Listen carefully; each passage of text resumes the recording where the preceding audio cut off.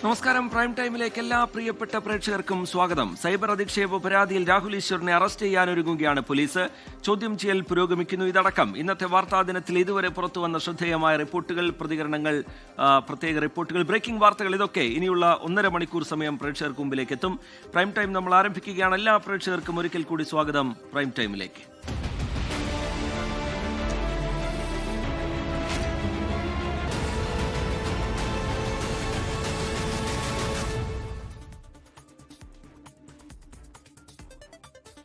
ചെയ്യാൻ പോലീസ്. രാഹുൽ മാങ്കൂട്ടത്തിനെതിരായ ലൈംഗിക പീഡന കേസിൽ അതിജീവിതയുടെ വിവരങ്ങൾ വെളിപ്പെടുത്തിയ കേസിലാണ് സൈബർ പോലീസിന്റെ നടപടി.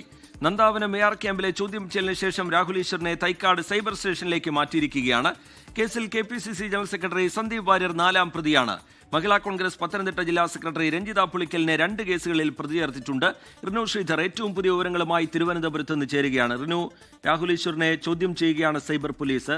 AR ക്യാമ്പിലെ ചോദ്യം ചെയ്യൽ നടപടികൾ ഏതാണ്ട് 2.5 മണിക്കൂറിനടുത്ത് നീണ്ടു. അതിനുശേഷം ഇപ്പോൾ രാഹുൽ ഈശ്വറിനെ എങ്ങോട്ടാണ് കൊണ്ടുപോയിരിക്കുന്നത്? അറസ്റ്റ് ചെയ്യുക എന്ന നടപടിയിലേക്ക് കടക്കുകയാണോ പോലീസ്? റിനു, റിജിത്ത്, ഏകദേശം 2.5 മണിക്കൂറോളം ചോദ്യം ചെയ്യൽ നീണ്ടു. തിരുവനന്തപുരത്തെ AR ക്യാമ്പിൽ വെച്ചാണ് രാഹുൽ ഈശ്വറിനെ ചോദ്യം ചെയ്തത്. വിശദമായിട്ടുള്ള ചോദ്യം ചെയ്യലിന് ശേഷം അറസ്റ്റ് നടപടികൾ രേഖപ്പെടുത്തുന്നതിന് വേണ്ടിയാണ് ഞാനിപ്പോൾ നിൽക്കുന്ന ഈ തൈക്കാട്ടെ സൈബർ പോലീസ് സ്റ്റേഷനിലേക്ക് മാറ്റിയിരിക്കുന്നത്. അല്പസമയത്തിനകം തന്നെ അറസ്റ്റ് രേഖപ്പെടുത്തും, ഔദ്യോഗികമായി രേഖപ്പെടുത്തും. അറസ്റ്റ് രേഖപ്പെടുത്തി കഴിഞ്ഞാൽ സ്വാഭാവികമായും നോൺ ബെയിൽ ഒഫൻസ് ആണ്, ബെയിലബിൾ ഒഫൻസ് ആണ് എന്നുള്ളതാണ് നമുക്ക് ലഭ്യമാകുന്ന വിവരം. BNS 72, 79, 351, IT ആക്ട് 43, 66 എന്നിവയാണ് രാഹുൽ ഈശ്വറിനെതിരെ ചുമത്തിയിരിക്കുന്നത്. അതുകൊണ്ട് തന്നെ സ്വാഭാവികമായും ജാമ്യം ലഭിക്കും. മജിസ്ട്രേറ്റിന്റെ മുന്നിലൊന്നും ഹാജരാക്കേണ്ട ആവശ്യമില്ല, സ്റ്റേഷൻ ജാമ്യത്തിൽ വിടും എന്നുള്ളതാണ് നമുക്ക് ലഭ്യമാകുന്ന വിവരം. എന്തായാലും ഈ ഇരയുടെ ഐഡന്റിറ്റി വെളിപ്പെടുത്തിയതുമായി ബന്ധപ്പെട്ടാണ് രാഹുൽ ഈശ്വറിനെ ഇന്ന് വൈകുന്നേരത്തോടു കൂടി പൗടിക്കോണത്തെ വീട്ടിലെത്തി പോലീസ് കസ്റ്റഡിയിലെടുത്തത്.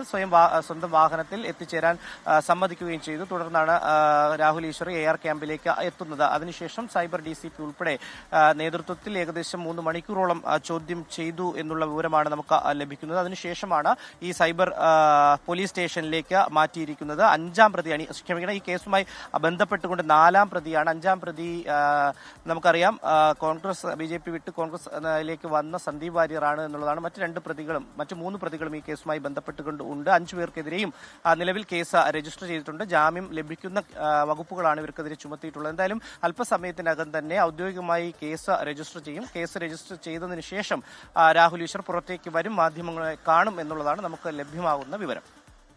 രാഹുൽ ഈശ്വറും സന്ദീപ് വാര്യരും ഉൾപ്പെടെ 5 പ്രതികളാണ് ഈ കേസിലുള്ളത്. രാഹുൽ ഈശ്വറിന്റെ വീഡിയോ നമ്മൾ കണ്ടു, സന്ദീപ് വാര്യരുടെ ഫേസ്ബുക്ക് പോസ്റ്റ് നമ്മൾ കണ്ടു. അതിജീവിതയുടെ ഐഡന്റിറ്റി വെളിപ്പെടുത്തുന്ന തരത്തിൽ എന്തെങ്കിലും സൂചനകൾ പങ്കുവെക്കുന്ന തരത്തിൽ ഇടപെടലുകൾ ഉണ്ടായാൽ കർശനമായ നടപടി ഉണ്ടാകുമെന്ന സൂചനയും സന്ദേശവുമാണല്ലോ ഈ കേസിലൂടെയും ഈ ചോദ്യം ചെയ്യലടക്കമുള്ള അറസ്റ്റിലേക്ക് കടക്കാനുള്ള നീക്കമടക്കമുള്ള നടപടികളിലൂടെയും പോലീസ് നൽകുന്നത്. റിനു, തീർച്ചയായും, അതായത് കേസിൽ 4ാം പ്രതി സന്ദീപ് വാര്യറാണ്. രാഹുൽ ഈശ്വർ 5ാം പ്രതിയാണ് രാഹുൽ ഈശ്വർ. 1ാം പ്രതി രഞ്ജിത പുളിക്കലാണ്. 2ാം പ്രതി അഡ്വക്കേറ്റ് ദീപ ജോസഫ്. ഇങ്ങനെയാണ് പ്രതിപട്ടിക. 5 പേർക്കെതിരെയാണ് നിലവിൽ കേസ് രജിസ്റ്റർ ചെയ്തിട്ടുള്ളത്. ഈ രാഹുൽ ഈശ്വറിന്റെ മൊബൈലും ലാപ്ടോപ്പ് അടക്കം സൈബർ പോലീസ് ചോദ്യം ചെയ്തതുമായി ബന്ധപ്പെട്ടുകൊണ്ട് കസ്റ്റഡിയിലെടുത്തു എന്നുള്ള വിവരവും ലഭിക്കുന്നു. ലാപ്ടോപ്പിൽ നിന്നാണ് വീഡിയോ അപ്ലോഡ് ചെയ്തതെന്നായിരുന്നു ആദ്യമായി രാഹുൽ ഈശ്വർ പറഞ്ഞത് പോലീസിനോട്. ലാപ്ടോപ്പ് ഓഫീസിലാണെന്നും മൊഴി നൽകി. ഓഫീസിൽ പരിശോധനയ്ക്ക് പോലീസ് ഒരുങ്ങിയപ്പോഴാണ് മൊബൈൽ കൈമാറുന്നത്. മൊബൈലിൽ നിന്നാണ് ഒരു AI വീഡിയോ ഇതിൽ പ്രചരിപ്പിച്ചത് എന്നുള്ളത് പറയുന്നത്. പക്ഷേ രാഹുൽ ഈശ്വറിന്റെ ഭാര്യയുമായി നമ്മൾ സംസാരിക്കുമ്പോൾ ഒരു തരത്തിലും അത്തരൊരു വീഡിയോ ഈ ഇരയുടെ ഐഡന്റിറ്റി വെളിപ്പെടുത്തുന്ന തരത്തിലുള്ള ഒരു തരത്തിലുള്ള വിവരവും സോഷ്യൽ മീഡിയയിലോ ഒന്നിലും തന്നെ രാഹുൽ ഈശ്വർ നൽകിയിട്ടില്ല എന്നുള്ളതാണ് ഭാര്യ പറഞ്ഞത്. 24 അവർ സംസാരിക്കുകയും ചെയ്തു. എന്തായാലും മൊബൈലിലെ ഒരു ഫോൾഡറിൽ അപ്ലോഡ് ചെയ്ത വീഡിയോ പോലീസ് കണ്ടെത്തി എന്നുള്ളൊരു വിവരം നമുക്ക് ലഭിക്കുന്നുണ്ട്. അത് ഒരു AI വീഡിയോയാണ്. ഈ ഇരയെ ഐഡന്റിറ്റി വെളിപ്പെടുത്തി എന്ന ആരോപണം ഉയരുന്ന ഒരു AI വീഡിയോയാണ് എന്നുള്ളതാണ് നമുക്ക് ലഭ്യമാകുന്ന വിവരം. എന്തായാലും നിലവിൽ ഇപ്പോൾ ചോദ്യം ചെയ്യൽ പുരോഗമിക്കുകയാണ് എന്ന് നമുക്ക് പറയാൻ കഴിയും. കാരണം ചോദ്യം ചെയ്യൽ ഒരു സ്ഥലത്ത് നിന്ന് പൂർത്തിയാക്കിയതിനു ശേഷം വിശദമായിട്ടുള്ള മൊഴി രേഖപ്പെടുത്തി അറസ്റ്റ് രേഖപ്പെടുത്തുന്നതിന് വേണ്ടിയാണ് ഇപ്പോൾ ഈ പോലീസ് സൈബർ സ്റ്റേഷനിലേക്ക് എത്തിച്ചിരിക്കുന്നത്. അല്പസമയത്തിനകം തന്നെ അദ്ദേഹത്തിന്റെ ഔദ്യോഗികമായിട്ടുള്ള കേസ് രജിസ്റ്റർ ചെയ്യൽ നടപടികൾ പൂർത്തിയാക്കിയതിനു ശേഷം ഈ പരാതി നൽകിയതിന് പിന്നാലെ പോലീസ് കേസെടുത്തതിന് പിന്നാലെ അതിഭീകരമായ സൈബർ ആക്രമണം ഈ അതിജീവിത നേരിടുന്നുണ്ട് പല കോണുകളിൽ നിന്നായി. ഈ സമൂഹ മാധ്യമ അക്കൗണ്ടുകൾ വഴി പല കോൺഗ്രസ് പ്രവർത്തകർ വഴിയുമൊക്കെ അത് തുടരുന്ന നിലയുണ്ട്. ഇന്ന് കോൺഗ്രസ് നേതൃത്വം പ്രതികരിക്കുന്നത് നമ്മൾ കണ്ടു. ഇതൊന്നും പാർട്ടിയുടെ അറിവോടുകൂടിയല്ല എന്ന പ്രതികരണം കോൺഗ്രസ് നേതൃത്വം നടത്തുന്നത് കണ്ടു. പക്ഷേ അതൊക്കെ കോൺഗ്രസ് പ്രവർത്തകരും കോൺഗ്രസ് പശ്ചാത്തലമുള്ളവരുമാണ് എന്നുള്ള കാര്യം വ്യക്തമാണ്. ഇവിടെ ഏതെങ്കിലും ഒരു പ്രവർത്തകനോ ഏതെങ്കിലും ഒരു സോഷ്യൽ മീഡിയ പേജോ അല്ല, മറിച്ച് KPCCയുടെ ജനറൽ സെക്രട്ടറി തന്നെ സന്ദീപ് വാര്യർ തന്നെ ഈ കേസിൽ പ്രതിയാവുന്ന സാഹചര്യം അത് കോൺഗ്രസിനെ കൂടുതൽ വെട്ടിലാക്കുന്നുണ്ടല്ലോ റിനു ശ്രീധർ. തീർച്ചയായും രജിത്ത്, കാരണം ഈ ഒരു കേസ് ഉയർന്നു വന്നതിന് ശേഷം നേരത്തെ ഔദ്യോഗികമായി ഈ ഇര കേസ് കൊടുക്കുന്നതിന് മുമ്പ് തന്നെ ആരോപണങ്ങൾ വിശദമായി തന്നെ ഉയർന്നതാണ്. പക്ഷെ ആ ഘട്ടത്തിൽ പോലും കോൺഗ്രസിനുള്ളിൽ അല്ലെങ്കിൽ കോൺഗ്രസ് നേതാക്കൾക്കിടയിൽ ഒരു അഭിപ്രായ ഒരു തരത്തിലുള്ള അഭിപ്രായം, അതായത് ഒറ്റ അഭിപ്രായം ഉണ്ടായിരുന്നില്ല എന്നുള്ളതാണ്. രാഹുൽ ഈശ്വറിനെ പ്രതിരോധിച്ചും അതുപോലെ തന്നെ അനുകൂലിച്ചും പ്രതികൂലിച്ചും ഒക്കെ തന്നെ വാദങ്ങൾ ഉയരുന്ന ഒരു സാഹചര്യമാണ് നമ്മൾ കണ്ടത്. ഇന്നിപ്പോൾ ഈ കോൺഗ്രസിന്റെ സൈബർ ഇടങ്ങളിലാണ് ഇത്തരത്തിൽ ഈ ഇരയുടെ ഐഡന്റിറ്റി വെളിപ്പെടുത്തുന്ന തരത്തിലേക്ക് വിവിധ സൈബർ പോരാളികൾ എന്ന് വേണമെങ്കിൽ നമുക്ക് പറയാം, അത്തരം ചില ഐഡന്റിറ്റിയിൽ നിന്ന് അല്ലെങ്കിൽ സോഷ്യൽ മീഡിയ പ്ലാറ്റ്ഫോമുകളിൽ നിന്ന് ഈ പെൺകുട്ടിയുടെ ഐഡന്റിറ്റി വെളിപ്പെടുത്തുന്ന തരത്തിലേക്ക് ഫോട്ടോ സഹിതം അപ്ലോഡ് ചെയ്യുന്ന ഒരു സാഹചര്യം ഉണ്ടായത് കോൺഗ്രസ് സോഷ്യൽ മീഡിയ പേജുകളാണ് എന്നുള്ളതാണ് ഏറ്റവും പ്രധാനപ്പെട്ട ഒരു കാര്യം. അതുകൊണ്ട് തന്നെ കോൺഗ്രസിനുള്ളിൽ അതും വലിയ രീതിയിലുള്ള ഒരു ഭിന്നാഭിപ്രായം ഉയർന്നു. നമുക്കറിയാം VD സതീശനും രമേശ് ചെന്നിത്തലയും അതുപോലെ തന്നെ അവർ ഉൾപ്പെടെയുള്ളവർ രാഹുൽ മാങ്കൂട്ടത്തിന് എതിരായുള്ള ഒരു നിലപാടാണ് സ്വീകരിച്ചത്. പക്ഷേ മറ്റ് കോൺഗ്രസ് നേതാക്കൾ KPCC അധ്യക്ഷൻ ഉൾപ്പെടെ രാഹുൽ മാങ്കൂട്ടത്തിനെ തള്ളാത്ത ഒരു സാഹചര്യമാണ് ഉണ്ടായതെന്നാണ് ഏറ്റവും പ്രധാനപ്പെട്ട ഒരു കാര്യം. എന്തായാലും കോൺഗ്രസിന് ഇടയിൽ അല്ലെങ്കിൽ കോൺഗ്രസ് നേതാക്കൾക്കിടയിൽ ഒരു തരത്തിലുള്ള സമവായവുമില്ല, അതായത് ഒരു അഭിപ്രായ സമവായം ഇല്ല എന്നുള്ളതാണ് ഈ വിഷയത്തിൽ. കൊള്ളുകയും തള്ളുകയും ഒക്കെ തന്നെ ചെയ്യുന്നു എന്നുള്ളതാണ്. എന്തായാലും നിലവിൽ ഇപ്പോൾ ഈ രാഹുൽ മാങ്കൂട്ടവുമായി ബന്ധപ്പെട്ടിട്ടുള്ള കേസിൽ ഈ ഇരയുടെ ഐഡന്റിറ്റി വെളിപ്പെടുത്തി എന്നുള്ളത് ആരോപിച്ചുകൊണ്ടാണ് ഇപ്പോൾ രാഹുൽ ഈശ്വറിനെ ഇപ്പോൾ ഈ സൈബർ പോലീസ് കസ്റ്റഡിയിൽ എടുത്തിരിക്കുന്നത്. മറ്റു ഏറ്റവും പ്രധാനപ്പെട്ട ഒരു കാര്യം, ഈ രാഹുൽ മാങ്കൂട്ട് ഏതെങ്കിലും തരത്തിലുള്ള ഒരു ഇടപെടൽ അല്ലെങ്കിൽ രാഹുൽ ഈശ്വറിനെ ബന്ധപ്പെട്ടോ എന്നതടക്കമുള്ള കാര്യങ്ങൾ പരിശോധിക്കുന്നുണ്ട്. അത്തരത്തിലുള്ള ഒരു സൈബർ ഇടപെടൽ കൂടി പോലീസിന്റെ ഭാഗത്ത് നിന്നുണ്ട്. ഈ മൊബൈലിലും ലാപ്ടോപ്പിൽ അടക്കം ഏതെങ്കിലും തരത്തിൽ രാഹുൽ മാങ്കൂട്ട ഒളിവിലാണ്, അതുമായി ബന്ധപ്പെട്ടിട്ടുള്ള ഏതെങ്കിലും ഒരു വിവരം ലഭ്യമാകോ എന്നതടക്കമുള്ള കാര്യങ്ങളും ഇപ്പോൾ എന്തായാലും പോലീസ് ശ്രീധർ വിശദാംശങ്ങൾ പങ്കുവയ്ക്കുകയാണ് തിരുവനന്തപുരത്ത് നിന്ന്. സൈബർ അധിക്ഷേപ പരാതിയിൽ രാഹുൽ ഈശ്വറിനെ അറസ്റ്റ് ചെയ്യാനുള്ള നീക്കം പോലീസിന്റെ ഭാഗത്തു നിന്നുണ്ടാവുന്നു. രാഹുൽ മാങ്കൂട്ടത്തിനെതിരായ ലൈംഗിക പീഡന കേസിൽ അതിജീവിതയുടെ വിവരങ്ങൾ വെളിപ്പെടുത്തിയ കേസിലാണ് സൈബർ പോലീസിന്റെ നടപടി. രാഹുൽ ഈശ്വർ 5ാം പ്രതിയാണ്. 4ാം പ്രതിയായി ഈ കേസിൽ 4ാം പ്രതിയായി മാറുന്നത് KPCC ജനറൽ സെക്രട്ടറി സന്ദീപ് വാര്യരാണ്. മഹിളാ കോൺഗ്രസ് നേതാക്കളടക്കം മഹിളാ കോൺഗ്രസിന്റെ പത്തനംതിട്ട ജില്ലാ സെക്രട്ടറി രഞ്ജിത പുളിക്കലിന് 2 കേസുകളിൽ പ്രതി ചേർത്തിട്ടുണ്ട്. എന്തായാലും അറസ്റ്റ് നടപടികളിലേക്ക് സൈബർ പോലീസ് കടക്കുന്നു എന്നുള്ളതാണ് ഏറ്റവും ഒടുവിലായി ലഭ്യമാകുന്ന വിവരം. റിനു ശ്രീധർ അതിന്റെ വിശദാംശങ്ങൾ പങ്കുവയ്ക്കുകയായിരുന്നു. ലൈംഗിക പീഡന ഭ്രൂണഹത്യാ കേസുകളിൽ രാഹുൽ മാങ്കൂട്ടത്തിൽ MLA അറസ്റ്റ് ചെയ്യാൻ പോലീസിന്റെ നീക്കമുണ്ടാകുന്നു. നടന്നത് അശാസ്ത്രീയമായ ഗർഭഛിദ്രമെന്നാണ് പോലീസിന്റെ കണ്ടെത്തൽ. ജീവൻ പോലും അപകടത്തിലാക്കാവുന്ന മരുന്നാണ് രാഹുൽ എത്തിച്ചു നൽകിയതെന്ന് യുവതിയെ ചികിത്സിച്ച ഡോക്ടേഴ്സും സ്ഥിരീകരിച്ചു. രാഹുലിന്റെ പാലക്കാട്ടെ ഫ്ളാറ്റിൽ പരിശോധന നടത്തിയെങ്കിലും CCTV ദൃശ്യങ്ങൾ ലഭിച്ചില്ല. ബുധനാഴ്ച മുൻകൂർ ജാമ്യം പരിഗണിക്കും വരെ അറസ്റ്റ് വേണ്ടെന്നായിരുന്നു അന്വേഷണ സംഘത്തിന്റെ ആദ്യ നിലപാട്.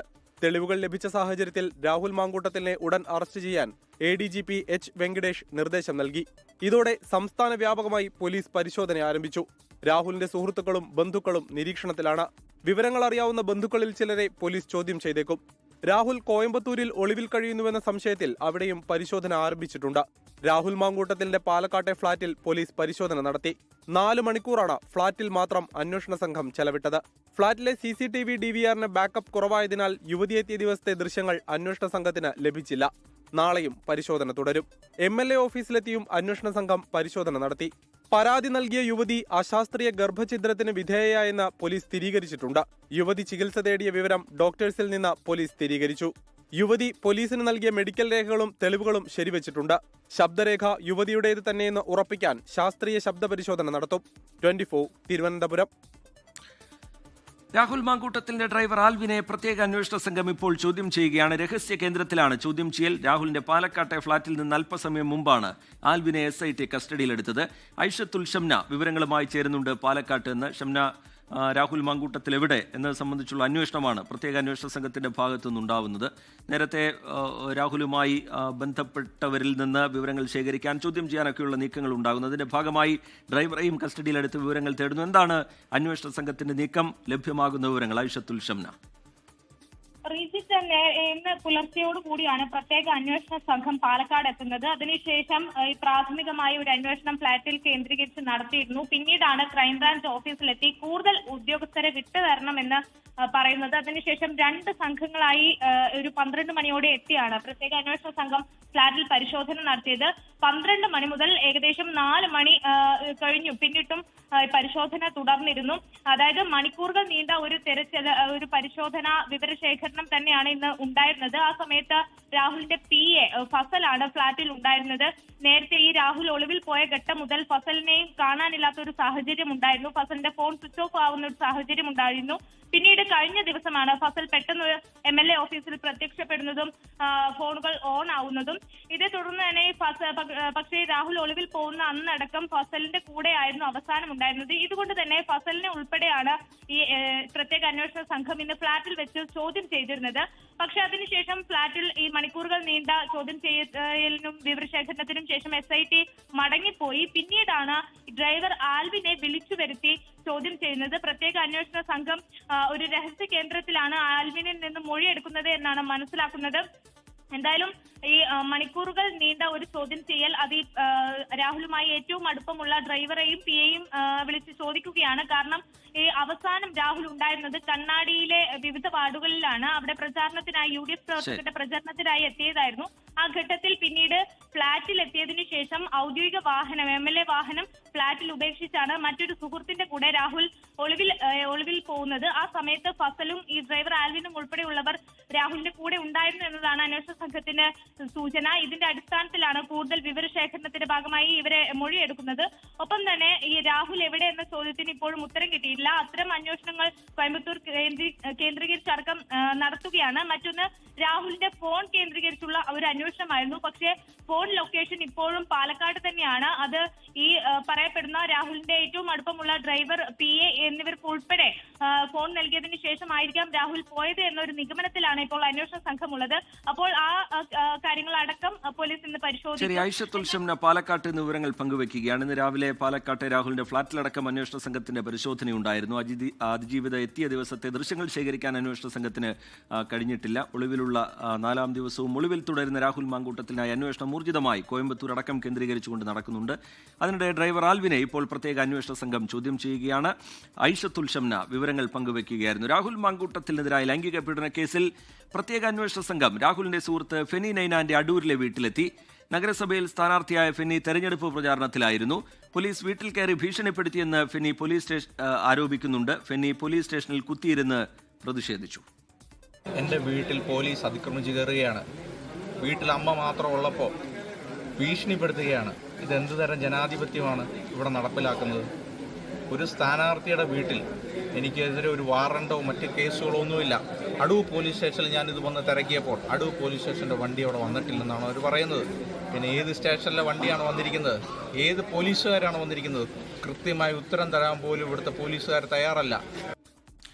AV ജയശങ്കർ വിവരങ്ങളുമായി പത്തനംതിട്ടയിൽ നിന്ന് ചേരുന്നുണ്ട്. ജയശങ്കർ, ഈ രാഹുലിനെ കണ്ടെത്താനുള്ള നീക്കത്തിന്റെ ഭാഗമായി പത്തനംതിട്ട കേന്ദ്രീകരിച്ചുള്ള അന്വേഷണ സംഘത്തിന്റെ നീക്കങ്ങൾ എങ്ങനെയാണ്? ഫെനിയുടെ വീട്ടിൽ പോലീസ് എത്തി വിവരങ്ങൾ ശേഖരിക്കുകയും ചെയ്തു. പക്ഷേ ഫെനി അവിടെ ഉണ്ടായിരുന്നില്ല. ഇത് കുടുംബാംഗങ്ങളെ പോലീസ് ഭീഷണിപ്പെടുത്തി എന്നതടക്കമുള്ള ചില ആരോപണങ്ങൾ കൂടി ഫെനി മുന്നോട്ട് വയ്ക്കുന്നു. ജയശങ്കർ, ഇന്ന് വൈകിട്ടോടുകൂടിയാണ് ഈ പ്രത്യേക അന്വേഷണ സംഘം രാഹുൽ മാങ്കൂട്ടത്തിന്റെ അടുത്ത സുഹൃത്തായ ഫെനി നൈനാന്റെ വീട്ടിലെത്തുന്നത്. ഈ ഘട്ടത്തിൽ ഫെനി വീട്ടിലുണ്ടായിരുന്നില്ല, അമ്മ മാത്രമായിരുന്നു വീട്ടിലുള്ളത്. ആ ഘട്ടത്തിൽ കാര്യങ്ങളൊക്കെ ചോദിച്ച് അന്വേഷണ സംഘം മടങ്ങി. പിന്നാലെയാണ് ഫെനി ഇത്തരത്തിൽ പോലീസ് ഉദ്യോഗസ്ഥർ വീട്ടിലെത്തി അമ്മയെ ഭീഷണിപ്പെടുത്തി എന്നൊരു ആക്ഷേപം, ഒരു ആരോപണവുമായി എന്തായാലും രംഗത്തെത്തിയിരിക്കുന്നത്. താൻ തെരഞ്ഞെടുപ്പ് പ്രചരണത്തിലായിരുന്നു. ആ ഘട്ടത്തിലാണ് തന്നെ അന്വേഷിച്ച് പോലീസ് എത്തുകയും കാണിച്ചു തരാമെന്നുൾപ്പെടെ ഭീഷണിപ്പെടുത്തി എന്നാണ് ഫെനി എന്തായാലും ഈ വിഷയവുമായി ബന്ധപ്പെട്ട് ആരോപണം ഉന്നയിക്കുന്നത്. ഒപ്പം തന്നെ ഫെനി നിലവിൽ ഈ അടൂർ പോലീസ് സ്റ്റേഷനിൽ പ്രതിഷേധിക്കുകയാണ്. കാരണം അനാവശ്യമായി പോലീസ് ഈ സർക്കാർ തന്നെ വേട്ടയാടുന്നുവെന്ന് ആരോപിച്ചുകൊണ്ടാണ്, ഇല്ലെങ്കിൽ അത്തരം വിഷയം ഉന്നയിച്ചുകൊണ്ടാണ് നിലവിൽ അടൂർ പോലീസ് സ്റ്റേഷനിൽ ഫെനി പ്രതിഷേധിക്കുന്നത്. ഈ ഫെനി തന്നെ നേരത്തെ നമ്മളോട് ഈ വിഷയത്തെക്കുറിച്ച് പ്രതികരിക്കുകയും ചെയ്തു. നിരന്തരമായിട്ടുള്ള ഒരു വേട്ടയാടുണ്ടാകുമെന്നാണ് ഫെനി പറയുന്നത്. ഈ പ്രതിഷേധത്തിനിടെ ഈ അടൂർ സ്റ്റേഷനിലെ പോലീസുകാരുമായി ഫെനി വാക്കുതർക്കത്തിൽ ഏർപ്പെടുന്നതും എന്ന സംഭവം അല്പസമയം മുമ്പാണ് ഉണ്ടായത്. എന്തായാലും ഇപ്പോഴും ഫെനി സ്റ്റേഷനിൽ കുത്തിയിരുന്ന് പ്രതിഷേധിക്കുകയാണ്. ഇങ്ങനെ നിരന്തരമായി കേസ് പോലും ഇല്ലാതെ വേട്ടയാടുന്നതെന്നാണ് ഫെനി ഈ വിഷയവുമായി ബന്ധപ്പെട്ട് പറഞ്ഞത്. എന്തായാലും പ്രത്യേക അന്വേഷണ സംഘം അടൂർ കേന്ദ്രീകരിച്ചുകൊണ്ടുള്ള പരിശോധനയിലാണ് നിലവിലെന്നാണ് മനസ്സിലാക്കുന്നത്. കാരണം രാഹുലുമായി ബന്ധപ്പെട്ട പ്രധാന ബന്ധുക്കൾ, സുഹൃത്തുക്കളൊക്കെ തന്നെ അടൂരിലാണുള്ളത്. അതുകൊണ്ട് തന്നെ രാഹുലിന്റെ നീക്കങ്ങൾ അറിയാൻ അടൂർ കേന്ദ്രീകരിച്ചുള്ള അന്വേഷണം, അടൂരിലെ രാഹുലിന്റെ ഏറ്റവും അടുപ്പക്കാരെ ചോദ്യം ചെയ്യണം എന്നൊരു നിലപാട് അന്വേഷണ സംഘത്തിലുണ്ട്. അതുകൊണ്ട് തന്നെയാണ് ഇത്തരത്തിൽ നീക്കവുമായി അന്വേഷണ സംഘം വൈകിട്ടോടുകൂടി അടൂരിലെത്തിയത്. ഇപ്പോഴും ആ സംഘം അടൂർ, പത്തനംതിട്ട ഭാഗങ്ങളിൽ തുടരുന്നു എന്നാണ് നമുക്ക് മനസ്സിലാവുന്നത്. നാളെയോടെ കൂടുതൽ പേരിലേക്ക് എത്താനുള്ള സാധ്യത തള്ളിക്കളയാനാകില്ല. ടി.കെ. ശരി, രാഹുലിന്റെ സുഹൃത്തുക്കളെയും അടുപ്പമുള്ളവരെയും ഒക്കെ കേന്ദ്രീകരിച്ച് വിവരങ്ങൾ ശേഖരിക്കുന്ന നടപടിയിലേക്ക് പ്രത്യേക അന്വേഷണ സംഘം കടന്നിട്ടുണ്ട്. വി ജയശങ്കർ പത്തനംതിട്ടയിൽ നിന്ന് വിശദാംശങ്ങൾ പങ്കുവയ്ക്കുകയായിരുന്നു. ഈ വിവാദം കോൺഗ്രസിൽ ഏത് തരത്തിലുള്ള ചലനങ്ങളാണ് ഉണ്ടാക്കുന്നത് എന്നതും ശ്രദ്ധേയമാണ്. രാഹുൽ മാങ്കൂട്ടത്തിനെതിരായ കേസിൽ കോൺഗ്രസിൽ ഭിന്നാഭിപ്രായമില്ല എന്ന് AICC general secretary KC Venugopal. Rahul മാങ്കൂട്ടത്തിനെ ഇനി ഒരു പരിപാടിയിലും കയറ്റരുതെന്ന് കോൺഗ്രസ് നേതാവ് K മുരളീധരനും പ്രതികരിച്ചു. രാഹുലിനെതിരായ കേസ് തെരഞ്ഞെടുപ്പ് വിഷയമല്ല എന്നാണ് കേന്ദ്രമന്ത്രി സുരേഷ് ഗോപിയുടെ പ്രതികരണം. ലൈംഗിക പീഡന കേസിൽ പ്രതിയായ രാഹുൽ മാങ്കൂട്ടത്തിനുള്ള സമീപനത്തിൽ നിലപാട് കടുപ്പിക്കുകയാണ് കോൺഗ്രസ് നേതൃത്വം. വിഷയത്തിൽ നിന്ന് കോൺഗ്രസ് ഒളിച്ചോടിയിട്ടില്ലെന്നാണ് KC വേണുഗോപാലിന്റെ പ്രതികരണം. ഞാൻ പറഞ്ഞത് ഈ വിഷയത്തിൽ ഞങ്ങൾ മാറി നിൽക്കുന്നില്ലല്ലോ, ഒളിച്ചോടിയിട്ടില്ലല്ലോ. ഈ വിഷയത്തിലെല്ലാം ഞങ്ങൾ പ്രതികരിച്ചിട്ടുണ്ട്. ഞങ്ങൾ ഒളിച്ചോടുന്ന പ്രശ്നമില്ല. രാഹുൽ തെരഞ്ഞെടുപ്പ് വിഷയമല്ലെന്നും പരാതി പോലും ലഭിക്കും മുമ്പ് നടപടിയെടുത്ത പാർട്ടിയാണ് കോൺഗ്രസ് എന്നും പ്രതിപക്ഷ നേതാവ് VD സതീശൻ. അതൊന്നും തെരഞ്ഞെടുപ്പ് വിഷയമല്ലല്ലോ.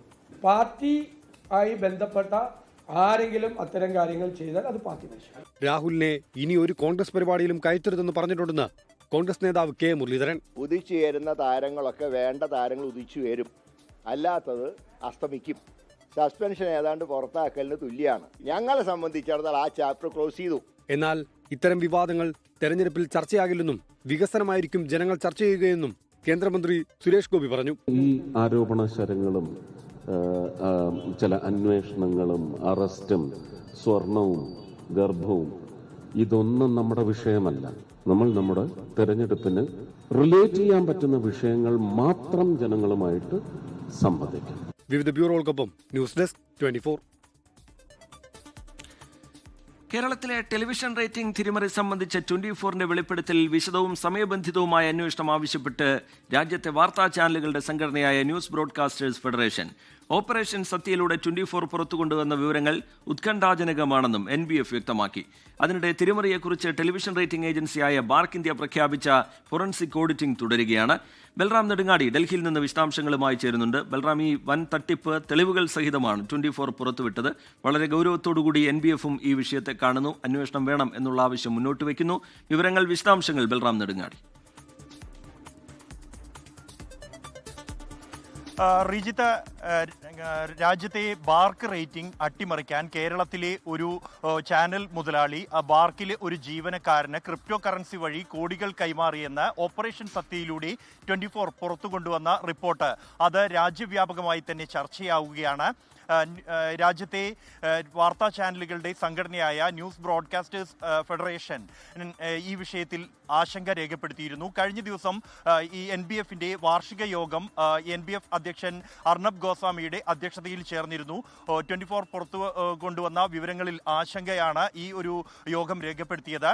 24 ചീഫ് എഡിറ്ററും NBFന്റെ സ്ഥാപക ഡയറക്ടറുമായ SKNും ഈ യോഗത്തിൽ പങ്കെടുത്തിരുന്നു. ഈ യോഗത്തിൽ വിശദമായി തന്നെ ഈ വിഷയങ്ങൾ ചർച്ച ചെയ്തിട്ടുണ്ട്. തുടർന്ന് ഈ NBF പുറത്തിറക്കിയ വാർത്താക്കുറിപ്പിൽ 24ന്റെ റിപ്പോർട്ടുകൾ സ്ഫോടനാത്മകം എന്നാണ് വിശേഷിപ്പിച്ചിരിക്കുന്നത്. ഈ വിഷയത്തിൽ സമഗ്രവും സമയബന്ധിതവുമായ അന്വേഷണം ആവശ്യപ്പെട്ട് കൊണ്ട് കേന്ദ്ര വാർത്താവിതരണ പ്രക്ഷേപണ മന്ത്രിക്ക് കത്ത് നൽകാൻ തീരുമാനിച്ചിട്ടുണ്ട്. മന്ത്രിയോട് ഈ വിഷയത്തിൽ വിശദമായ അന്വേഷണം അടിയന്തരമായി തന്നെ നടത്തണം എന്നാണ് NBF ആവശ്യപ്പെടുന്നത്. ഇതോടൊപ്പം തന്നെ ഈ ബാർക്ക് റേറ്റിംഗിനോടൊപ്പം തന്നെ അതിനെ സാധൂകരിക്കുന്നതിനായി സമൂഹ മാധ്യമങ്ങളിലെ വ്യൂവേഴ്സിനെ കൂട്ടിക്കാണിക്കാനുള്ള അട്ടിമറികൾ അല്ലെങ്കിൽ അത് വ്യൂവേഴ്സിനെ വ്യാജമായി സൃഷ്ടിക്കുന്നത് ഉൾപ്പെടെ 24ന്റെ ഓപ്പറേഷൻ സത്യയിലൂടെ പുറത്തു വന്നിരുന്നു. ഈ വിഷയത്തിൽ ഉൾപ്പെടെ സമഗ്രമായ അന്വേഷണം വേണം എന്നാണ് NBF ആവശ്യപ്പെട്ടിരിക്കുന്നത്. ഇതോടൊപ്പം തന്നെ രാജ്യത്തെ മറ്റ് ഭാഷകളിലെ വാർത്താ ചാനലുകൾ ഉൾപ്പെടെ 24ന്റെ ഈ അന്വേഷണാത്മക റിപ്പോർട്ട് ഏറ്റെടുത്തിരിക്കുകയാണ്. ഇംഗ്ലീഷ്, ഹിന്ദി ഭാഷകൾക്ക് അപ്പുറത്ത് പ്രാദേശിക ഭാഷകളിലെ വാർത്താ മാധ്യമങ്ങൾ ഉൾപ്പെടെ ഇത് സംബന്ധിച്ചുള്ള വാർത്തകൾ കൈകാര്യം ചെയ്തിരിക്കുന്നു. വലിയ തോതിൽ തന്നെ ചർച്ചയായിട്ടുമുണ്ട് ഈ ഒരു വിഷയം. അതേസമയം ഈ 24 റിപ്പോർട്ടിനെ തുടർന്ന് ഈ വിഷയത്തിൽ ബാർക്ക് ഇന്ത്യ പ്രഖ്യാപിച്ച അന്വേഷണം പുരോഗമിക്കുകയാണ്. ഫോറൻസിക് ഓഡിറ്റിനായി ഒരു സ്വതന്ത്ര ഏജൻസിയെ ഏൽപ്പിച്ചതായി ബാർക്ക് ഇന്ത്യ വ്യക്തമാക്കിയിരുന്നു. ആ അന്വേഷണം പുരോഗമിക്കുന്നു എന്നാണ് നമുക്ക് ലഭ്യമാകുന്ന വിവരം. റീജി. ശരി, ബൽറാം നെടുങ്ങാടി ഡൽഹിയിൽ നിന്ന് വിശദാംശങ്ങൾ പങ്കുവയ്ക്കുകയായിരുന്നു. തെളിവുകൾ സഹിതം വാട്സാപ്പ് ചാറ്റുകൾ സഹിതമാണ് ഈ തട്ടിപ്പുമായി ബന്ധപ്പെട്ട വിവരങ്ങൾ 24 പുറത്തുവിട്ടത്. കേരളത്തിലെ ടെലിവിഷൻ റേറ്റിംഗ് തിരിമറി സംബന്ധിച്ച ഈ വാർത്തയുമായി ബന്ധപ്പെട്ട് വിശദവും സമയബന്ധിതവുമായ അന്വേഷണം ആവശ്യപ്പെട്ടിരിക്കുകയാണ് രാജ്യത്തെ വാർത്താ ചാനലുകളുടെ സംഘടനയായ ന്യൂസ് ബ്രോഡ്കാസ്റ്റേഴ്സ് ഫെഡറേഷൻ. വളരെ ഗൗരവത്തോടുകൂടി ഈ പുറത്തുവന്ന വിവരങ്ങളെ 24 പുറത്തുവിട്ട വിവരങ്ങളെക്കുറിച്ച് അന്വേഷണം വേണം, ഈ തട്ടിപ്പിനെക്കുറിച്ച് അന്വേഷണം വേണം എന്നുള്ള ആവശ്യം NBF മുന്നോട്ട് വയ്ക്കുകയാണ്. കേന്ദ്ര വാർത്താ വിതരണ പ്രക്ഷേപണ മന്ത്രാലയത്തിന് മുമ്പിലേക്ക് ഒരു കത്തായി NBF ഈ വിഷയം വയ്ക്കും. അതിനിടെ ഈ തിരിമറിയെക്കുറിച്ച് ടെലിവിഷൻ റേറ്റിംഗ് ഏജൻസിയായ ബാർക്ക് ഇന്ത്യ പ്രഖ്യാപിച്ച ഫോറൻസിക് ഓഡിറ്റിംഗും തുടരുകയാണ്. ബൽറാം നെടുങ്ങാടി ഡൽഹിയിൽ നിന്ന് വിശദാംശങ്ങൾ പങ്കുവയ്ക്കുകയായിരുന്നു. ഡിറ്റ്വ ചുഴലിക്കാറ്റ് തീവ്ര ന്യൂനമർദ്ദമായെന്ന് കാലാവസ്ഥാ നിരീക്ഷണ കേന്ദ്രം. ചെന്നൈ ഉൾപ്പെടെ 4 ജില്ലകളിൽ ഓറഞ്ച് അലർട്ടാണ്. 7 ജില്ലകളിലും പുതുച്ചേരി, കാരക്കൽ മേഖലകളിലും യെല്ലോ മുന്നറിയിപ്പാണ് നിലനിൽക്കുന്നത്. മനേഷ് മൂർത്തി വിവരങ്ങളുമായി ചെന്നൈയിൽ നിന്ന് ചേരുന്നുണ്ട്. മനേഷ്, എന്താണ് ഇത് ശക്തി കുറയുന്നു എന്നുള്ളത് ആശ്വാസകരമാണ്. പക്ഷേ ഇതിനോടകം തന്നെ വലിയ നാശനഷ്ടങ്ങൾ റിപ്പോർട്ട് ചെയ്യപ്പെട്ടിട്ടുണ്ട് ശ്രീലങ്കയിൽ, അതുപോലെ തമിഴ്നാടിൻ്റെ തീരങ്ങളിൽ. ഏറ്റവും ഒടുവിലായി പുറത്തുവരുന്ന കണക്ക് എങ്ങനെയാണ് മനേഷ്?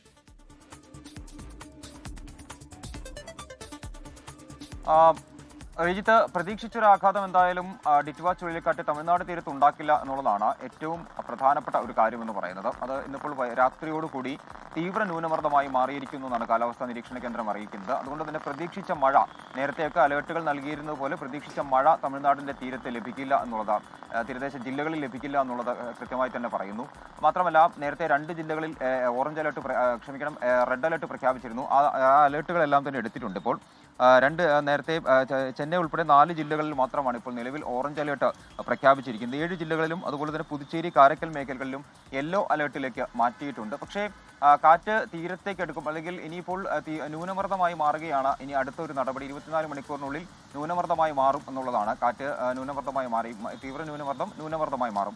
ആ ഒരു സമയങ്ങളിലൊക്കെ ഏകദേശം തമിഴ്നാടിന്റെ തീരദേശ ജില്ലകളിലെല്ലാം തന്നെ 70 മുതൽ 80 കിലോമീറ്റർ വരെ വേഗത്തിൽ കാറ്റടിക്കാനുള്ള ഒരു സാധ്യത എന്തായാലും കാലാവസ്ഥാ നിരീക്ഷണ കേന്ദ്രം പറയുന്നുണ്ട്. ആ ഒരു അലേർട്ട്, അതായത് വിവിധ ജില്ലകളിൽ, വിവിധ തീരദേശ മേഖലകളിലെ ജില്ലകളിലൊക്കെ ഓറഞ്ച് അലേർട്ടുകൾ പ്രഖ്യാപിച്ചിട്ടുണ്ട്. ആ അലേർട്ടുകൾ എന്തായാലും പിൻവലിച്ചിട്ടില്ല. അത് കാറ്റിന്റെ ഒരു വേഗം എന്തായാലും ഉണ്ടാകും എന്നുള്ളതാണ്. അത് നാളെ പകലും ഇന്ന് രാത്രിയും ഒക്കെയായി സമാനമായ രീതിയിലുള്ള കാറ്റിന്റെ വേഗം ഉണ്ടാകുമെന്നാണ് കാലാവസ്ഥാ നിരീക്ഷണ കേന്ദ്രം പറയുന്നത്. തമിഴ്നാട്ടിൽ ഇതുവരെ 3 മരണമാണ് റിപ്പോർട്ട് ചെയ്തത്. അത് തൂത്തുക്കുടിയിലും തഞ്ചാവൂരിലും മയിലാടുതുറയിലുമാണ് മരണങ്ങൾ റിപ്പോർട്ട് ചെയ്തിട്ടുള്ളത്. 234 വീടുകൾ ഇതിനകം തന്നെ തകർന്നിട്ടുണ്ട്. രാമനാഥപുരത്ത് ഏകദേശം ഒരു 100 വീടുകളിൽ വെള്ളം കയറിയിട്ടുണ്ട്. ഇന്നിപ്പോൾ വൈകുന്നേരം വന്ന കണക്കുകൾ പ്രകാരം രാമനാഥപുരത്തും അതുപോലെ തന്നെ നാഗപട്ടണത്തും വിവിധയിടങ്ങളിൽ വീടുകളിൽ വെള്ളം കയറുന്ന ഒരു നിലയുണ്ടായിട്ടുണ്ട്. മറ്റൊരു പ്രധാനപ്പെട്ട കാര്യം, ഡിറ്റ്വ ഏറ്റവും അധികം നാശം വിതച്ചത് ശ്രീലങ്കയിലാണ്. ഇപ്പോഴും അവിടെ രക്ഷാപ്രവർത്തനം തുടർന്നുകൊണ്ടിരിക്കുന്നു. മരണസംഖ്യ ഉയരുന്നു എന്നുള്ളത് ആശങ്കപ്പെടുത്തുന്ന വിവരങ്ങൾ കൂടി ശ്രീലങ്കയിൽ നിന്ന് പുറത്തു വരുന്നുണ്ട്. 212 ആയിരിക്കുന്നു അവിടുത്തെ മരണസംഖ്യ എന്ന് പറയുന്നത്. 218 പേരെ. ശ്രീലങ്കയിൽ 200-ലധികം പേർക്കാണ് ജീവൻ നഷ്ടമായത് എന്നാണ് ഔദ്യോഗിക കണക്ക്. തമിഴ്നാട്ടിൽ 3 മരണം റിപ്പോർട്ട് ചെയ്യപ്പെട്ടിട്ടുണ്ട്. ഡിറ്റ്വയുടെ ശക്തി കുറയുകയാണ്. ചുഴലിക്കാറ്റ് ന്യൂനമർദ്ദമായി മാറും വരുന്ന മണിക്കൂറുകളിൽ എന്നുള്ളതാണ് കാലാവസ്ഥാ നിരീക്ഷണ കേന്ദ്രം അറിയിച്ചിരിക്കുന്നത്. തമിഴ്നാട്ടിൽ ഉൾപ്പെടെ നേരത്തെ നിലവിലുണ്ടായിരുന്ന മുന്നറിയിപ്പുകൾ, ജാഗ്രതാ നടപടികളൊക്കെ അതേപടി തുടരുകയും ചെയ്യും. മനേഷ് മൂർത്തി ചെന്നൈയിൽ നിന്ന് വിശദാംശങ്ങൾ പങ്കുവയ്ക്കുകയായിരുന്നു. ഡിറ്റ്വ ചുഴലിക്കാറ്റിനെ തുടർന്ന് കൊളംബോയിൽ കുടുങ്ങിയ ഇന്ത്യൻ പൗരന്മാരെ തിരിച്ചെത്തിക്കും. ശ്രീലങ്കയിൽ നിന്ന് വിമാനം പുറപ്പെട്ടു. 400 പേരെയാണ് ഇന്ത്യയിലെത്തിക്കുക. അജീഷ് ജയകുമാർ വിവരങ്ങളുമായി ചേരുന്നുണ്ട് ഡൽഹിയിൽ നിന്ന്. അജീഷ്, ഈ രക്ഷാദൌത്യവുമായി ബന്ധപ്പെട്ട് ലഭ്യമാകുന്ന വിവരങ്ങൾ എങ്ങനെ? അജീഷ്. ഡിറ്റ്വ ചുഴലിക്കാറ്റിനെ തുടർന്ന് 400 ഇന്ത്യക്കാരാണ് ശ്രീലങ്കയിൽ കുടുങ്ങിയത്. അവിടുത്തെ അന്താരാഷ്ട്ര വിമാന സർവീസുകളെല്ലാം തന്നെ താറുമാറായതോടെയാണ് ഇവർക്ക് ഇന്ത്യയിലേക്ക് മടങ്ങാൻ കഴിയാതെ അവിടെ കുടുങ്ങിയത്. ഇതിനെ തുടർന്നാണ് അവിടുത്തെ ഹൈക്കമ്മീഷനുമായി ബന്ധപ്പെട്ട് കേന്ദ്ര സർക്കാർ ഒരു ഓപ്പറേഷൻ തുടങ്ങിയത്. അവിടെ ഹ്യൂമാനിറ്റേറിയൻ എയ്ഡുമായിട്ട് പോയ വ്യോമസേനയുടെ വിമാനങ്ങൾ ശനിയാഴ്ച തന്നെ അവിടെ എത്തിയിരുന്നു. ഇത് കൂടാതെ പ്രത്യേക സർവീസുകളും ഏർപ്പെടുത്തിയാണ് ഈ 400 ഇന്ത്യക്കാരെ ഇപ്പോൾ ഡൽഹിയിലും തിരുവനന്തപുരത്തുമായി എത്തിക്കുന്നത്. 150 പേരെ ആണ് ആദ്യം ഡൽഹിയിൽ എത്തിക്കുക. കൂടാതെ രണ്ടാമത്തെ വിമാനത്തിൽ 250 പേരെ തിരുവനന്തപുരത്തായിരിക്കും എത്തിക്കുക. ആ വിമാനം ബന്ദാരനായിക അന്താരാഷ്ട്ര വിമാനത്താവളത്തിൽ നിന്ന് പുറപ്പെട്ടതായിട്ടാണ് പുറത്തുവരുന്ന അറിയിപ്പ്. ശരി, അജീഷ് ജയകുമാർ ഡൽഹിയിൽ നിന്ന് വിശദാംശങ്ങൾ പങ്കുവയ്ക്കുകയായിരുന്നു. ഇനിയും വാർത്തകൾ ഏറെയുണ്ട്. വിശദമായ റിപ്പോർട്ടുകളിലേക്ക് നമുക്ക് വരാം. അതിനു മുമ്പ് ചെറിയൊരു ഇടവേള, short break. You are watching 24 from News Headquarters, Kochi.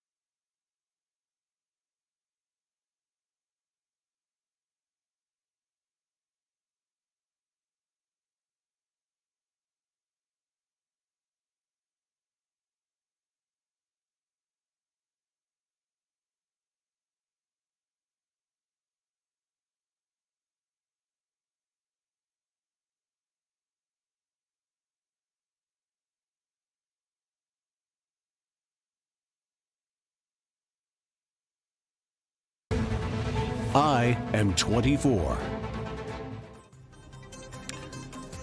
Prime ടൈമിലേക്ക് വീണ്ടും ഇതാ രാജ്മോഹൻ ഉണ്ണിത്താൻ എംപിയുടെ ഒരു ഫേസ്ബുക്ക് പോസ്റ്റ് ഇപ്പോൾ പുറത്തു വരുന്നു. കെ സുധാകരന് നേരെ അതിരൂക്ഷമായ വിമർശനം അദ്ദേഹം നേരത്തെ ഉന്നയിച്ചത് നമുക്കറിയാവുന്നതാണ്. കെ സുധാകരനെ വിമർശിച്ചത് അടിയുറച്ച പാർട്ടി ബോധ്യത്തിൽ നിന്നാണ് എന്ന് രാജ്മോഹൻ ഉണ്ണിത്താൻ കുറിക്കുന്നു. പാർട്ടിയാണ് പ്രധാനം, വ്യക്തിയല്ല. സൈബർ ആക്രമണങ്ങൾ കണ്ട് നിലപാടിൽ നിന്ന് പിന്നോട്ട് പോകില്ല എന്നും രാജ്മോഹൻ ഉണ്ണിത്താൻ ഫേസ്ബുക്കിൽ കുറിക്കുന്നുണ്ട്. തെറി വിളിക്കുന്ന ബ്രിഗേഡുകൾ പാർട്ടിക്കാരില്ലെന്നും പാർട്ടി വിരുദ്ധരാണവരെന്നും രാജ്മോഹൻ ഉണ്ണിത്താൻ പറയുകയാണ് ഫേസ്ബുക്ക് പോസ്റ്റിലൂടെ. മറ്റൊരു റിപ്പോർട്ടിലേക്ക്. വയനാട് അട്ടമല ഏറാട്ടുകുണ്ടിൽ നിന്ന് വനമേഖലയിലേക്ക് പോയ ആദിവാസി കുടുംബം സുരക്ഷിതം. സൂചിപ്പാറ വെള്ളച്ചാട്ടത്തിന് സമീപത്ത് നിന്ന് കുടുംബത്തെ കണ്ടെത്തി. വനമേഖലയിലേക്ക് പോകുമ്പോൾ ലക്ഷ്മി 8 മാസം ഗർഭിണിയായിരുന്നു. പ്രസവത്തിൽ ശിശു മരിച്ചു എന്നാണ് മൊഴി. സുർജിത്ത് അയ്യപ്പത്ത് വിവരങ്ങളുമായി ചേരുന്നുണ്ട് വയനാട്ടിൽ നിന്ന്. സുർജിത്ത് ഇവരെ കാണാനില്ല എന്നുള്ള വിവരം വലിയ ആശങ്കയോടുകൂടിയാണ് നമ്മൾ കേട്ടത്. പിന്നീട് പോലീസിൻ്റെയും വനംവകുപ്പിൻ്റെയും ഒക്കെ സംയുക്ത തിരച്ചിൽ, ഡ്രോൺ ഉപയോഗിച്ചുള്ള പരിശോധന, ഇതൊക്കെ നടക്കുന്നുണ്ടായിരുന്നു. അതിനിടയിൽ പുറത്തു വരുന്ന പുതിയ വിവരങ്ങൾ എങ്ങനെയാണ് സുർജിത്ത് അയ്യപ്പത്ത്? റീജിത്ത്, ഒരാഴ്ച മുമ്പ് വലിയ രീതിയിലുള്ള സന്നാഹത്തോടുകൂടിയുള്ള തെരച്ചിൽ നിലമ്പൂർ വനമേഖല കേന്ദ്രീകരിച്ച് വനംവകുപ്പും ട്രൈബൽ വകുപ്പും ഒപ്പം തന്നെ പോലീസും മറ്റു സംവിധാനങ്ങളും എല്ലാം ഉപയോഗിച്ചുകൊണ്ട് നടത്തിയതാണ്. പക്ഷെ അതിലൊന്നും ഇവരെ കണ്ടെത്താൻ കഴിഞ്ഞില്ല. കാരണം ഈ സംഘം എത്തുമ്പോൾ ഇവർ ഉൾവലിയുന്ന ഒരു രീതിയാണ് ഉള്ളത്. ഏറാട്ടുകുണ്ട് ഉന്നതിയിലായിരുന്നു ഇവരുടെ താമസം. ഇവർ ഇടയ്ക്കിടയ്ക്ക് വനമേഖലയിലേക്ക് പോകുന്ന ആളുകൾ കൂടിയാണ്. ഏറാട്ടുകുണ്ട് ഉന്നതിയിലെ കൃഷ്ണൻ, ഭാര്യ ലക്ഷ്മി എന്ന ശാന്ത, ഇളയ ആൺകുട്ടി എന്നിവരെയാണ് ഇപ്പോൾ തിരികെ സുരക്ഷിതമായി എത്തിച്ചിരിക്കുന്നത്. ഒരു പോലീസ് സംഘം, വനംവകുപ്പ് സംഘം നടത്തിയ ഒരു ഓപ്പറേഷൻ ആയിരുന്നു. അതിന്റെ ഭാഗമായാണ് ഇവരെ സൂചിപ്പാറ വെള്ളച്ചാട്ടത്തിന് താഴെയുള്ള വനമേഖലയിൽ നിന്ന് കണ്ടെത്താൻ കഴിഞ്ഞത്. ഈ അട്ടമല സ്വദേശികളും ഒപ്പം തന്നെ ഒരു വനംവകുപ്പ് ഉദ്യോഗസ്ഥരും ചേർന്ന് സാധാരണ വേഷത്തിൽ പരിചയക്കാരായിട്ടുള്ള ആളുകളാണ്. അവർ അവിടേക്ക് പോയവരെ സുരക്ഷിതമായി എത്തിച്ചിട്ടുണ്ട്. ഇപ്പോൾ വനംവകുപ്പിന്റെ കസ്റ്റഡിയിലാണ് ഇവർ ഉള്ളത്, വനംവകുപ്പിന്റെ സംരക്ഷണത്തിലാണ് ഉള്ളത്. വനംവകുപ്പ് വിശദമായി തന്നെ ഇവരോട് സംസാരിച്ചു. ഈ വനമേഖലയിലേക്ക് പോകുമ്പോൾ ലക്ഷ്മി 8 മാസം ഗർഭിണിയായിരുന്നു. ഇതായിരുന്നു വലിയ ആശങ്ക പരത്തിയിരുന്നത്. ഇവരുടെ മൊഴി അനുസരിച്ച് കഴിഞ്ഞ 31-ാം തീയതി പ്രസവം നടന്നു എന്നുള്ളതാണ് വ്യക്തമാവുന്നത്. ആ പ്രസവത്തിൽ കുട്ടി മരിച്ചു എന്നുള്ള വിവരമാണ് വനംവകുപ്പിന് ലഭ്യമായിട്ടുള്ളത്. ഒപ്പം തന്നെ ഈ വിവരം ട്രൈബൽ വകുപ്പിനെ അറിയിച്ചിട്ടുണ്ട്. സാധാരണ നേരത്തെ ഉണ്ടായ പ്രസവങ്ങളെല്ലാം തന്നെ ഇവർ ഗുഹയിൽ, അതായത് ഈ വനമേഖലയിൽ ഗുഹയിലാണ് നടത്തിയിട്ടുള്ളത്. ആ കുട്ടികളെല്ലാം തന്നെ ഇപ്പോൾ ട്രൈബൽ ഹോസ്റ്റലിൽ താമസിച്ച് പഠിക്കുകയാണ്. ഒരു ഇളയ കുട്ടിയെ കൂടിയാണ് ഇവർ വനമേഖലയിലേക്ക് കൊണ്ടുപോയത്. എന്തായാലും വലിയ ആശങ്ക പരത്തിയിരുന്നു. പക്ഷേ അങ്ങനെ ഒരു ആശങ്കയ്ക്ക് അടിസ്ഥാനമില്ലാത്ത വിധത്തിൽ തന്നെ ഇവരെ സുരക്ഷിതമായി തിരികെ എത്തിക്കാൻ കഴിഞ്ഞിട്ടുണ്ട്. ഇതുമായി ബന്ധപ്പെട്ട് പോലീസും ഇതുമായി ബന്ധപ്പെട്ട് അന്വേഷണം നടത്തുന്നുണ്ട്. റീജിത്ത്, ശരി, വനമേഖലയിലേക്ക് പോയ കുടുംബത്തെ കണ്ടെത്താൻ കഴിഞ്ഞിട്ടുണ്ട്. ഈ കാട്ടിലേക്ക് പോകുന്ന സമയത്ത് ലക്ഷ്മി പൂർണ്ണ ഗർഭിണിയായിരുന്നു എന്നുള്ളതായിരുന്നു മറ്റൊരാശങ്ക. പ്രസവത്തിൽ ശിശു മരിച്ചു എന്നുള്ള മൊഴിയാണ് ഇപ്പോൾ അവർ നൽകിയിരിക്കുന്നത്. സുർജിത്ത് അയ്യപ്പത്ത് വിശദാംശങ്ങൾ പങ്കുവയ്ക്കുകയായിരുന്നു വയനാട്ടിൽ നിന്ന്. മലപ്പുറം മാലത്തിയൂർ പേരുംതൃക്കോവിൽ ക്ഷേത്രത്തിൽ അനധികൃത നിയമനമെന്ന പരാതിയിൽ അന്വേഷണം ആരംഭിച്ച് മലബാർ ദേവസ്വം ബോർഡ്. സെക്യൂരിറ്റി തസ്തികയിലേക്കുള്ള ഒരു ഒഴിവിലേക്ക് 6 പേരെ നിയമിച്ചു എന്നാണ് പരാതി. 6 പേർ ഉൾപ്പെട്ട റാങ്ക് ലിസ്റ്റും നിയമന രേഖയും 24-ന് ലഭിച്ചിട്ടുണ്ട്. 24 prime time breaking. Gokul K Venugopal വിവരങ്ങളുമായി ചേരുന്നുണ്ട് മലപ്പുറത്ത് നിന്ന്. ഗോകുൽ, എന്താണ് നമുക്ക് ഈ വാർത്തയുമായി ബന്ധപ്പെട്ട് പുറത്തു വരുന്ന പുതിയ വിവരങ്ങളിൽ നിന്ന് മനസ്സിലാവുന്നത്? ഏത് തരത്തിലുള്ള അന്വേഷണത്തിനാണ് ബോർഡ് ഒരുങ്ങുന്നത്? ബോർഡിന്റെ സംശയങ്ങൾ എന്താണ്? ആരാണ് ഈ ഇങ്ങനെ 6 പേരെ നിയമിച്ചതുമായി ബന്ധപ്പെട്ട് പിന്നിൽ കളിച്ചത് എന്നാണ് മനസ്സിലാവുന്നത്? ഗോകുൽ കെ വേണുഗോപാൽ. 18/8/2022 മംഗളം ദിനപത്രത്തിലാണ് ആലത്തൂർ പെരുന്തൃക്കോവിൽ ദേവസ്വത്തിൽ സെക്യൂരിറ്റി തസ്തികയിൽ ഒരു ഒഴിവുണ്ട് എന്ന ഒരു പരസ്യം വരുന്നത്. അതിന്റെ അടിസ്ഥാനത്തിൽ 9 അപേക്ഷകൾ ലഭിക്കുന്നു. അതിൽ 8 പേർ ഇന്റർവ്യൂവിൽ പങ്കെടുത്തു. അങ്ങനെ 15/9/2022 സെലക്ഷൻ കമ്മിറ്റി യോഗം ചേരുകയും ഈ 8 അപേക്ഷയിൽ നിന്ന് 6 പേരെ തെരഞ്ഞെടുക്കുകയും ചെയ്തിട്ടുണ്ട്. ഈ 6 പേർക്കും നിയമനം നൽകി എന്നുള്ളൊരു പരാതിയാണ് ഇപ്പോൾ മലബാർ ദേവസ്വം ബോർഡിന് കിട്ടിയിട്ടുള്ളത്. മലബാർ ദേവസ്വം ബോർഡിന് കിട്ടിയിട്ടുള്ള പരാതിയുടെ അടിസ്ഥാനത്തിൽ ഡെപ്യൂട്ടി കമ്മീഷണറുടെയും വിജിലൻസ് വിങ്ങിന്റെ നേതൃത്വത്തിലുള്ള ഒരു പരിശോധനയും അന്വേഷണമാണ് ഇപ്പോൾ നടന്നുകൊണ്ടിരിക്കുന്നത്. അതായത് മംഗളം ദിനപത്രത്തിൽ നൽകിയിട്ടുള്ള പരസ്യത്തിൽ കൃത്യമായി പറയുന്നുണ്ട് ഒരു ഒഴിവിലേക്കാണ് നിയമനം നടക്കാൻ പോകുന്നത് എന്ന്. ഇതിന്റെ അടിസ്ഥാനത്തിൽ തയ്യാറാക്കിയിട്ടുള്ള റാങ്ക് പട്ടികയുടെ ഏറ്റവും അടിയിൽ പറയുന്നുണ്ട് ഒഴിവിലേക്ക് തയ്യാറാക്കിയിട്ടുള്ള ഈ റാങ്ക് പട്ടികയിൽ നിന്ന് നിയമനം പൂർത്തിയാകുന്ന മുറയ്ക്ക് ഈ പട്ടികയുടെ കാലാവധി അവസാനിക്കുമെന്ന് പറയുന്നു. എന്നാൽ 6 പേർക്കും നിയമനം നൽകി എന്നുള്ളതാണ് പരാതിയുടെ അടിസ്ഥാനം. ഇതിൽ പ്രധാനപ്പെട്ട ഒരു കാര്യം 2ാം റാങ്കുകാരനാണ് ആദ്യമായി നിയമനം നൽകി എന്നുള്ളതാണ്. അതായത് 6 പേർക്ക് പട്ടിക തയ്യാറാക്കുന്നു. അതിൽ 2ാം റാങ്കുകാരനായ വ്യക്തിക്ക് 31/1/2023 നിയമനം നൽകുന്നു. 1ാം റാങ്കുകാരൻ നിയമനം നൽകിയിട്ടുള്ളത് 16/3/2024 ഇതുമായി ബന്ധപ്പെട്ട് നേരത്തെ തന്നെ ഈ ട്രസ്റ്റി, ആലത്തൂർ പെരുന്തൃക്കോവിൽ ക്ഷേത്രത്തിലെ ട്രസ്റ്റി ഇതിലെ 2 പേരുടെ നിയമനം സാധുവാക്കി തരണമെന്ന് ആവശ്യപ്പെട്ടുകൊണ്ട് മലബാർ ദേവസ്വം ബോർഡിന് അപേക്ഷ നൽകിയിരുന്നു. ആ അപേക്ഷയിലെ ക്രമക്കേടുകൾ നേരത്തെ തന്നെ മലബാർ ദേവസ്വം ബോർഡ് ചൂണ്ടിക്കാട്ടിയതാണ്. കാരണം ഒഴിവിലേക്ക് വിളിച്ചിട്ടുള്ള ഒഴിവിൽ എങ്ങനെയാണ് 2 പേർക്ക് നിയമനം നൽകുക എന്നൊരു ചോദ്യം ഈ മലബാർ ദേവസ്വം ബോർഡ് നേരത്തെ ചോദിച്ചിട്ടുണ്ട്. മാത്രമല്ല ഈ മലബാർ ദേവസ്വം ബോർഡിന് കീഴിലുള്ള സാമൂതിരി ദേവസ്വത്തിന് കീഴിലെ ക്ഷേത്രങ്ങളിൽ അനധികൃതമായിട്ടുള്ള നിയമനങ്ങൾ ഒട്ടേറെ നടക്കുന്നു എന്ന വാർത്ത 24 തന്നെ നേരത്തെ പുറത്തുവിട്ടിരുന്നു. നവാമുകുന്ദ ക്ഷേത്രം എന്ന് പറയുന്ന ക്ഷേത്രത്തിൽ പുഷ്പലത എന്ന് പറയുന്ന വ്യക്തി ഇന്റർവ്യൂവിൽ പങ്കെടുക്കുകയോ അപേക്ഷ സമർപ്പിക്കുകയോ ചെയ്യാതെ തന്നെ അവിടെ നിയമനം നൽകിയതുമായി ബന്ധപ്പെട്ട പരാതിയും അതിന്റെ അടിസ്ഥാനത്തിൽ പരിശോധനയും കാര്യങ്ങളൊക്കെ നടക്കുന്നുണ്ട്.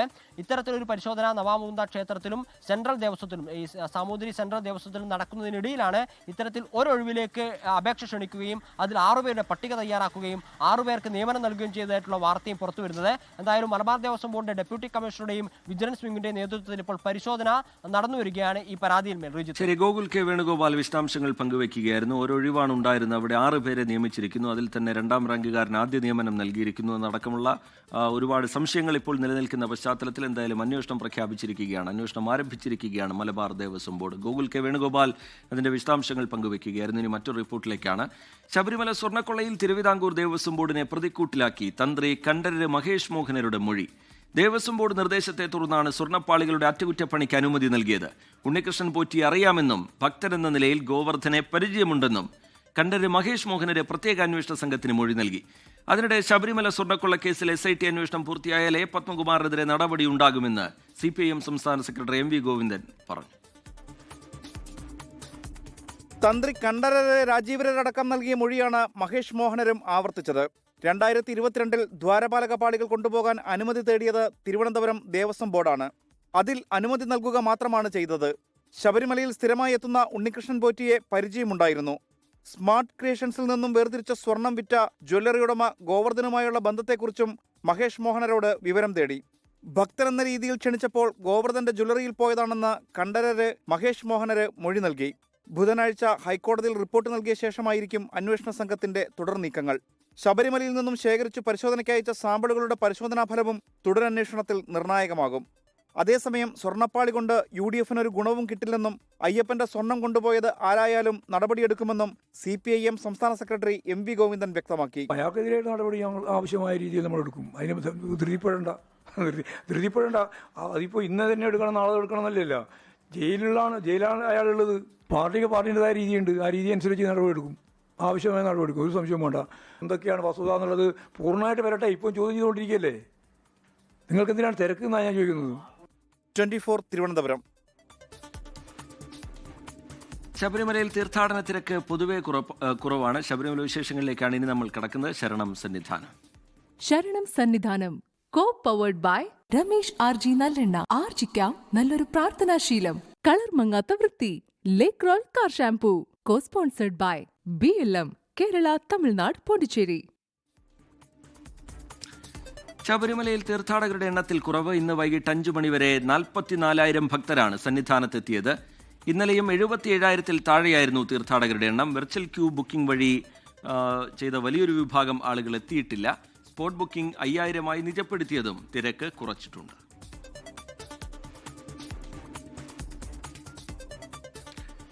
DYSP PM മനോജിനെ സസ്പെൻഡ് ചെയ്ത ആഭ്യന്തര വകുപ്പ്. 2011-ൽ വടകര SI ആയിരിക്കെ സ്റ്റേഷനിലെത്തിയ പരാതിക്കാരനെ മർദ്ദിച്ച കേസിൽ PM മനോജിനെ കോടതി ശിക്ഷിച്ചിരുന്നു. സമീർ C. മുഹമ്മദ് വിവരങ്ങളുമായി ചേരുന്നുണ്ട് കോഴിക്കോട്ട് നിന്ന്. സമീർ, ഇപ്പോൾ വകുപ്പുതല നടപടി ഉണ്ടാവുകയാണ്. പരാതിയുമായി എത്തിയയാളെ മർദ്ദിച്ചു എന്ന് മാത്രമല്ല, അന്യായമായി ലോക്കപ്പിലിട്ട് പീഡിപ്പിച്ചു എന്നതടക്കം ഗുരുതര സ്വഭാവത്തിലുള്ള പരാതിയാണ് ഉയർന്നുവന്നത്. അതിൽ നടപടി. വിവരങ്ങൾ സമീർ.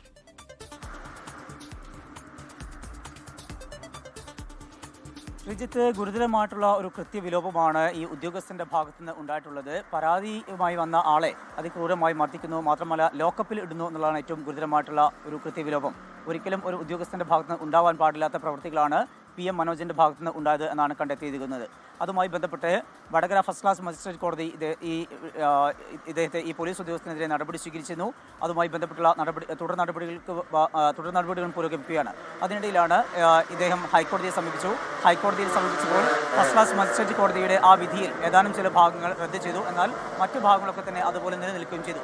അതുമായി ബന്ധപ്പെട്ട് വകുപ്പുതല അന്വേഷണം ഉണ്ടായിരുന്നു. ആ അന്വേഷണത്തിനൊടുവിലാണ് ഇപ്പോൾ PM മനോജിനെതിരെ ഗുരുതരമായിട്ടുള്ള കണ്ടെത്തൽ ഉണ്ടായിരിക്കുന്നത്. അതിനൊടുവിലാണ് അദ്ദേഹത്തെ സർവീസിൽ നിന്ന് 1 മാസത്തേക്ക് ആണ് ഇപ്പോൾ ഈ നടപടി ഉണ്ടായിരിക്കുന്നത്.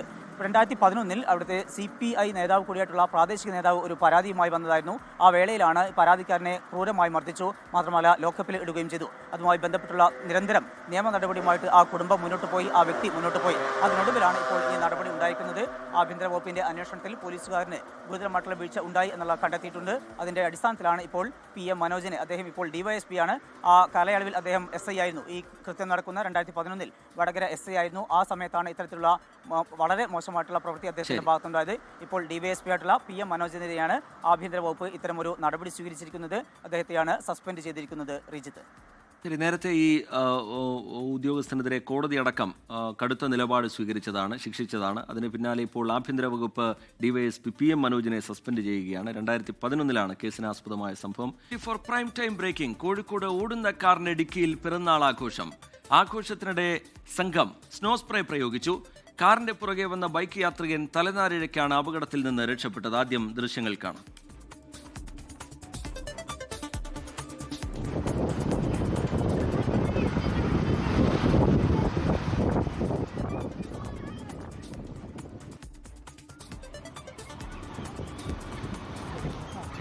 പോലീസിൽ പരാതി നൽകിയിട്ടും നടപടി ഉണ്ടായില്ലെന്ന് ബൈക്ക് യാത്രികനായ അബ്ദുൾ റസീം 24-നോട് പറഞ്ഞു. അവർ സ്നോ സ്പ്രേ അടിച്ച് ബർത്ത്ഡേ ആഘോഷം നടത്തുമായിരുന്നു. ഓടുന്ന കാറിലാണ് ഈ ആഘോഷം നടക്കുന്നത്. അതുപോലെ അവരുടെ കയ്യിൽ കേക്ക് ഉണ്ടായിരുന്നു. ഫ്രണ്ട് സീറ്റിൽ ആളുണ്ട്, അതിൻ്റെ ബാക്ക് റോഡിൽ ആളുണ്ട്, ഡിക്കിയിലും ഏകദേശം 4-5-6 പേരുണ്ടായിരുന്നു. അപ്പോൾ ഇതുമായിട്ട് ബന്ധപ്പെട്ട് കസ്ബ പോലീസിൽ ഒരു പരാതി കൊടുത്തപ്പം അവരതുമായിട്ട് ബന്ധപ്പെട്ട് യാതൊരു വിധത്തിലുള്ള നടപടിയും ഇതുവരെ എടുത്തിട്ടില്ല. എൻ്റെ കണ്ണിലേക്ക് ഇത് വന്നപ്പം വണ്ടി ചെറുതായിട്ടൊന്ന് പാളി, പക്ഷേ വണ്ടി കയ്യിൽ നിന്ന് പോയില്ല. അതിന് മുന്നേ തന്നെ ഞാൻ കൺട്രോൾ വരുത്തി. ഈ ബാക്കിൽ അതിൻ്റെ തൊട്ട് പുറകെ ഇവരുടെ തന്നെ വാഹനം ഉണ്ടായിരുന്നു.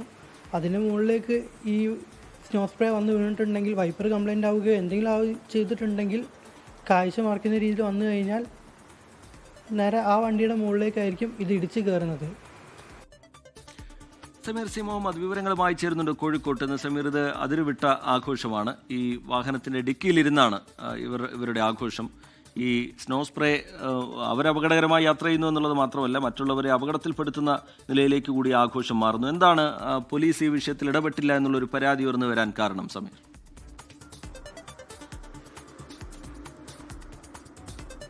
ശ്രീജിത്ത്, ഇന്ന് പുലർച്ചെ 12:30 നടന്ന ബർത്ത്ഡേ സെലിബ്രേഷൻ്റെ ദൃശ്യങ്ങളാണിത്. കാറിൻ്റെ ഡിക്കി തുറന്നു വെച്ച് അവിടെ വെച്ചുകൊണ്ടാണ് അതിൻ്റെ ബർത്ത്ഡേ ആഘോഷത്തിൻ്റെ ഭാഗമായിട്ടുള്ള കേക്ക് മുറിക്കുന്നതും ഒപ്പം തന്നെ അതുമായി ബന്ധപ്പെട്ടുള്ള ആഘോഷവുമായി കൊണ്ട് ഒരു സംഘം മുന്നോട്ട് പോകുന്നതും. അവർ വലിയ രീതിയിലുള്ള അപകടം വരുത്തിവെക്കും എന്ന് മാത്രമല്ല, തൊട്ട് പിറകെ വരുന്നവർക്ക് കൂടി അപകടമുണ്ടാക്കുന്ന വിധത്തിലാണ് അവരുടെ യാത്ര. പ്രധാനമായും അവരുടെ ആഘോഷത്തിൽ അവർ ഉപയോഗിച്ചത് സ്നോ സ്പ്രേ ആണ്. അത് ആ ചീറ്റുന്ന സമയത്ത് അത് തൊട്ട് പിറകിലുള്ള ബൈക്ക് യാത്രികനായിട്ടുള്ള കോഴിക്കോട് മാത്ര സ്വദേശി അബ്ദുൾ റസീമിൻ്റെ കണ്ണിലേക്കാണ് പതിച്ചത്. റസീം ബൈക്കിലായിരുന്നു പോയിക്കൊണ്ടിരുന്നത്. റസീമിൻ്റെ ബന്ധു റെയിൽവേ സ്റ്റേഷനിലേക്ക് വരുന്നുണ്ട്. ആ റെയിൽവേ സ്റ്റേഷനിൽ അവരെ കൂട്ടാൻ പോകുന്ന വേളയിലാണ് ഈ ആഘോഷം അദ്ദേഹത്തിൻ്റെ ശ്രദ്ധയിൽപ്പെടുന്നതും ഒപ്പം തന്നെ അദ്ദേഹത്തിൻ്റെ കണ്ണിലേക്ക് ഈ സ്നോ സ്പ്രേ തെറിച്ചു വീഴുന്നതും. തുടർന്ന് അദ്ദേഹം അതുമായി ബന്ധപ്പെട്ടുള്ള ആ ദൃശ്യങ്ങൾ പകർത്തി, അതോടൊപ്പം തന്നെ അതുമായി ബന്ധപ്പെട്ട് പോലീസിൽ പരാതി നൽകി. ഈ വാഹനത്തിൻ്റെ ഈ കാറിൻ്റെ നമ്പർ സഹിതമാണ് പോലീസിൽ പരാതി നൽകിയത്. പക്ഷേ ഇതുവരെയും ഒരു വിധത്തിലുള്ള നടപടിയും പോലീസിൻ്റെ ഭാഗത്തു നിന്ന് ഉണ്ടായിട്ടില്ല. ഈ വാഹനം ട്രേസ് ചെയ്യാനുള്ള നടപടി പോലും ഉണ്ടായിട്ടില്ല എന്നുള്ള കാര്യമാണ് ഏറ്റവും ഖേദകരമായ കാര്യം. റിജിത്ത് സൂചിപ്പിച്ചതുപോലെ അത്തരത്തിലുള്ള അപകടം അത് ആ യാത്ര ചെയ്യുന്നവർക്ക് വലിയ അപകടമുണ്ടാക്കും. മാത്രമല്ല അവർക്ക് പിറകെ ഈ വിധത്തിൽ ഈ റസീമിന് ഉണ്ടായതുപോലെ മറ്റ് യാത്രക്കാർക്കും അപകടമുണ്ടാക്കാനുള്ള സാധ്യത കൂടി നിലനിൽക്കുന്നുണ്ട്. അത്തരം ഒരു സാഹചര്യത്തിൽ ഇത്തരക്കാർക്കെതിരെ കർശനമായിട്ടുള്ള നടപടി ഉണ്ടായേ മതിയാകൂ. അതുകൊണ്ട് തന്നെ ഈ വിഷയവുമായി ബന്ധപ്പെട്ട് ഇപ്പോൾ പോലീസിൽ പരാതി നൽകിയിട്ടുണ്ട്. എന്തായാലും നടപടി ഉണ്ടാകും എന്നുള്ള ഒരു പ്രതീക്ഷ തന്നെയാണ് നമുക്ക് പങ്കുവെക്കാനുള്ളത്. സൈബർ അധിക്ഷേപ കേസിൽ രാഹുൽ ഈശ്വറിനെ അറസ്റ്റ് ചെയ്യാൻ പോലീസ്. നടപടി രാഹുൽ മാങ്കൂട്ടത്തിനെതിരെ പരാതി നൽകി അതിജീവിതയെ അധിക്ഷേപിച്ചു എന്ന കേസിൽ അതിജീവിതയുടെ ഐഡന്റിറ്റി വെളിപ്പെടുത്താൻ ശ്രമിച്ചെന്ന് കുറ്റം. നന്ദാവനം AR ക്യാമ്പിലെ ചോദ്യം ചെയ്യലിന് ശേഷം രാഹുൽ ഈശ്വറിനെ തൈക്കാട് സൈബർ സ്റ്റേഷനിലേക്ക് മാറ്റി.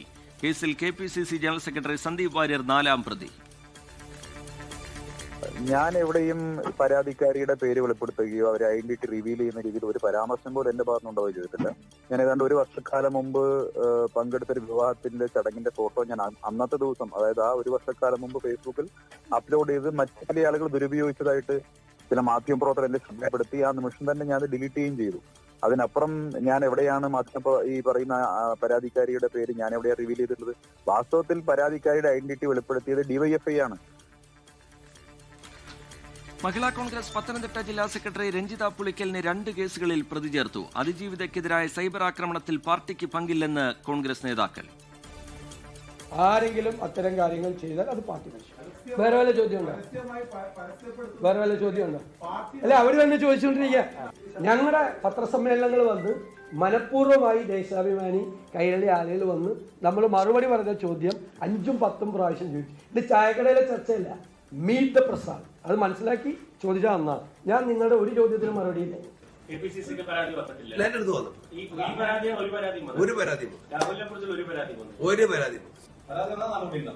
ആലോചിക്കും, പരിശോധിക്കും. അന്വേഷിക്കും, പരിഗണിക്കും. പിന്നിൽ കോൺഗ്രസുകാരെങ്കിൽ നടപടിയെന്ന് VD സതീശൻ.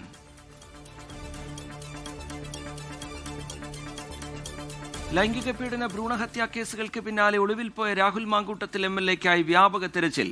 ഡ്രൈവർ ആൽവിനെ SIT ചോദ്യം ചെയ്യുന്നു. രഹസ്യ കേന്ദ്രത്തിലാണ് ചോദ്യം ചെയ്യൽ. സുഹൃത്ത് ഫെന്നി നൈനാന്റെ അടൂരിലെ വീട്ടിലും പരിശോധന. പോലീസ് വീട്ടിൽ അതിക്രമിച്ചു കയറിയെന്ന് ഫെന്നിയുടെ ആരോപണം. എൻ്റെ വീട്ടിൽ പോലീസ് അതിക്രമിച്ചു കയറുകയാണ്. വീട്ടിൽ അമ്മ മാത്രം ഉള്ളപ്പോൾ ഭീഷണിപ്പെടുത്തുകയാണ്. ഇതെന്ത് തരം ജനാധിപത്യമാണ് ഇവിടെ നടപ്പിലാക്കുന്നത്? ഒരു സ്ഥാനാർത്ഥിയുടെ വീട്ടിൽ എനിക്കെതിരെ ഒരു വാറണ്ടോ മറ്റ് കേസുകളോ ഒന്നുമില്ല. അടൂർ പോലീസ് സ്റ്റേഷനിൽ ഞാനിത് വന്ന് തിരക്കിയപ്പോൾ അടൂർ പോലീസ് സ്റ്റേഷൻ്റെ വണ്ടി അവിടെ വന്നിട്ടില്ലെന്നാണ് അവർ പറയുന്നത്. പിന്നെ ഏത് സ്റ്റേഷനിലെ വണ്ടിയാണ് വന്നിരിക്കുന്നത്? രാഹുലിന്റെ പാലക്കാട്ടെ ഫ്ളാറ്റിൽ പോലീസ് പരിശോധന. യുവതി എത്തിയ ദിവസത്തെ CCTV ദൃശ്യങ്ങൾ ലഭിച്ചില്ല. നടന്നത് അശാസ്ത്രീയ ഗർഭഛിദ്രമെന്ന് കണ്ടെത്തൽ. ജീവൻ പോലും അപകടത്തിലാക്കുന്ന മരുന്നാണ് രാഹുൽ എത്തിച്ചു നൽകിയതെന്ന് യുവതിയെ ചികിത്സിച്ച ഡോക്ടേഴ്സ്. മുനമ്പം ഭൂസംരക്ഷണ സമിതി പിളർന്നു. കരമടയ്ക്കാൻ അനുമതി ലഭിച്ചതോടെ സമരം അവസാനിപ്പിച്ച ഔദ്യോഗിക വിഭാഗം. റവന്യൂ അവകാശങ്ങൾ പൂർണ്ണമായും പുനഃസ്ഥാപിക്കുന്നതുവരെ സമരം തുടരുമെന്ന് ഒരു വിഭാഗം. ഞങ്ങൾ പള്ളിയിൽ ഹാജരായി കഴിയുമ്പോൾ ഞങ്ങളുടെ പ്രിയപ്പെട്ട രക്ഷാധികാരിയായ അച്ഛൻ പറഞ്ഞത് ഇത് താൽക്കാലികമായിട്ട് സമരം നിർത്തുന്നതാണ്. പക്ഷെ താൽക്കാലികമാണോ ഇല്ലേ എന്നുള്ളത് ഇന്ന് രാവിലെയാണ് പറയുന്നത്. കൂടിയാലോചന ഇല്ലാതെ യാതൊരു വിധത്തിലുള്ള മറ്റു മനുഷ്യരോട് ആലോചിക്കാതെ കേരളം മുഴുവൻ, ഇന്ത്യ മുഴുവൻ സപ്പോർട്ട് ചെയ്തൊരു സമരം ഇങ്ങനെ നിർത്തുന്നത് എന്താണെന്ന് ഞങ്ങൾക്ക് മനസ്സിലായി. BJP അനുകൂലികളാണ് സമരം തുടരുന്നതെന്ന് ഭൂസംരക്ഷണ സമിതി കൺവീനർ ജോസഫ് ബെന്നി. ചർച്ചയിലാണ് P. രാജീവ് സാറ് റവന്യൂ മന്ത്രിയും പറഞ്ഞത് നമ്മുടെ റവന്യൂ അവകാശങ്ങൾ അടിയന്തിരമായിട്ട് തന്നെ സ്ഥാപിച്ചു തരാം, കരമടച്ച് കിട്ടിയിട്ടുണ്ട്. ഇവിടുത്തെ ഉള്ള 610 കുടുംബങ്ങളുണ്ട്. അതിൽ BJP മെമ്പർഷിപ്പ് എടുത്തിരിക്കുന്ന കുറേ ആളുകളുണ്ട്. അവർ എല്ലാമാണ് ഇപ്പോൾ അങ്ങോട്ടേക്ക് പോയിരിക്കുന്നത്. അപ്പോൾ അതുമായി ബന്ധപ്പെട്ടിട്ടുള്ള ആളുകൾ അവിടെ തന്നെ സമരം കണ്ടിന്യൂ ചെയ്യുമെന്നാണ് പറഞ്ഞത്. സമരം അവസാനിപ്പിക്കുന്ന വേദിയിലെത്തി മന്ത്രിമാരായ K. രാജനും P. രാജീവും. മുനമ്പം വിഷയം രാഷ്ട്രീയ നേട്ടത്തിനായി ഉപയോഗിക്കരുതെന്ന് മന്ത്രിമാർ.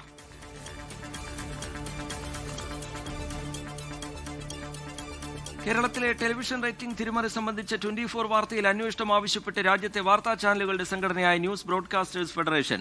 ഓപ്പറേഷൻ സത്യയിലൂടെ 24 പുറത്തു കൊണ്ടുവന്ന വിവരങ്ങൾ ഞെട്ടിക്കുന്നതെന്ന് NBF. സമഗ്രവും സമയബന്ധിതവുമായ അന്വേഷണം ആവശ്യപ്പെട്ട് കേന്ദ്ര വാർത്താവിതരണ പ്രക്ഷേപണ മന്ത്രാലയത്തിന് കത്ത്. തിരിമറിയെക്കുറിച്ച് ടെലിവിഷൻ റേറ്റിംഗ് ഏജൻസിയായ ബാർക്ക് ഇന്ത്യ പ്രഖ്യാപിച്ച ഫോറൻസിക് ഓഡിറ്റിംഗ് തുടരുന്നു.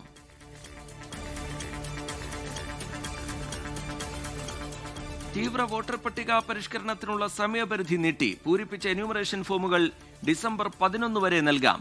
കരട് വോട്ടർ പട്ടിക അടുത്ത മാസം 16-ന്. ജനുവരി 15 വരെ ആക്ഷേപങ്ങൾ അറിയിക്കാം. അന്തിമ വോട്ടർ പട്ടിക ഫെബ്രുവരി 14-ന്. തീരുമാനം കേരളം ഉൾപ്പെടെ 12 സംസ്ഥാനങ്ങൾക്ക് ബാധകം. ശബരിമല സ്വർണ്ണക്കൊള്ള കേസിലെ പത്മകുമാറിനെതിരെ SIT അന്വേഷണം പൂർത്തിയായാൽ നടപടിയുണ്ടാകുമെന്ന് CPIM സംസ്ഥാന സെക്രട്ടറി MV ഗോവിന്ദൻ. അയാൾക്കെതിരെ നടപടി ആവശ്യമായ രീതിയിൽ നമ്മൾ എടുക്കും. അതിന് ധൃതിപ്പെടേണ്ട. അതിപ്പോൾ ഇന്ന് തന്നെ എടുക്കണം, നാളെ എടുക്കണം എന്നല്ലല്ലോ. ജയിലാണ് അയാളുള്ളത്. പാർട്ടിൻ്റെതായ രീതിയുണ്ട്. ആ രീതി അനുസരിച്ച് നടപടി എടുക്കും. ആവശ്യമായ നടപടി എടുക്കും. ഒരു സംശയം വേണ്ട. എന്തൊക്കെയാണ് വസ്തുത എന്നുള്ളത് പൂർണ്ണമായിട്ട് വരട്ടെ. ഇപ്പം ചോദ്യം ചെയ്തുകൊണ്ടിരിക്കുകയല്ലേ. നിങ്ങൾക്ക് എന്തിനാണ് തിരക്കെന്നാണ് ഞാൻ ചോദിക്കുന്നത്. ശബരിമല കേസും രാഹുൽ കേസും ഒരുപോലെയല്ലെന്നും വിശദീകരണം. തിരുവിതാംകൂർ ദേവസ്വം ബോർഡിനെ പ്രതിക്കൂട്ടിലാക്കി തന്ത്രി കണ്ഠര് മഹേഷ് മോഹനരുടെ മൊഴി. ദേവസ്വം ബോർഡ് നിർദ്ദേശത്തെ തുടർന്നാണ് സ്വർണ്ണപ്പാളികളുടെ അറ്റകുറ്റപ്പണിക്ക് അനുമതി നൽകിയതെന്ന് തന്ത്രി.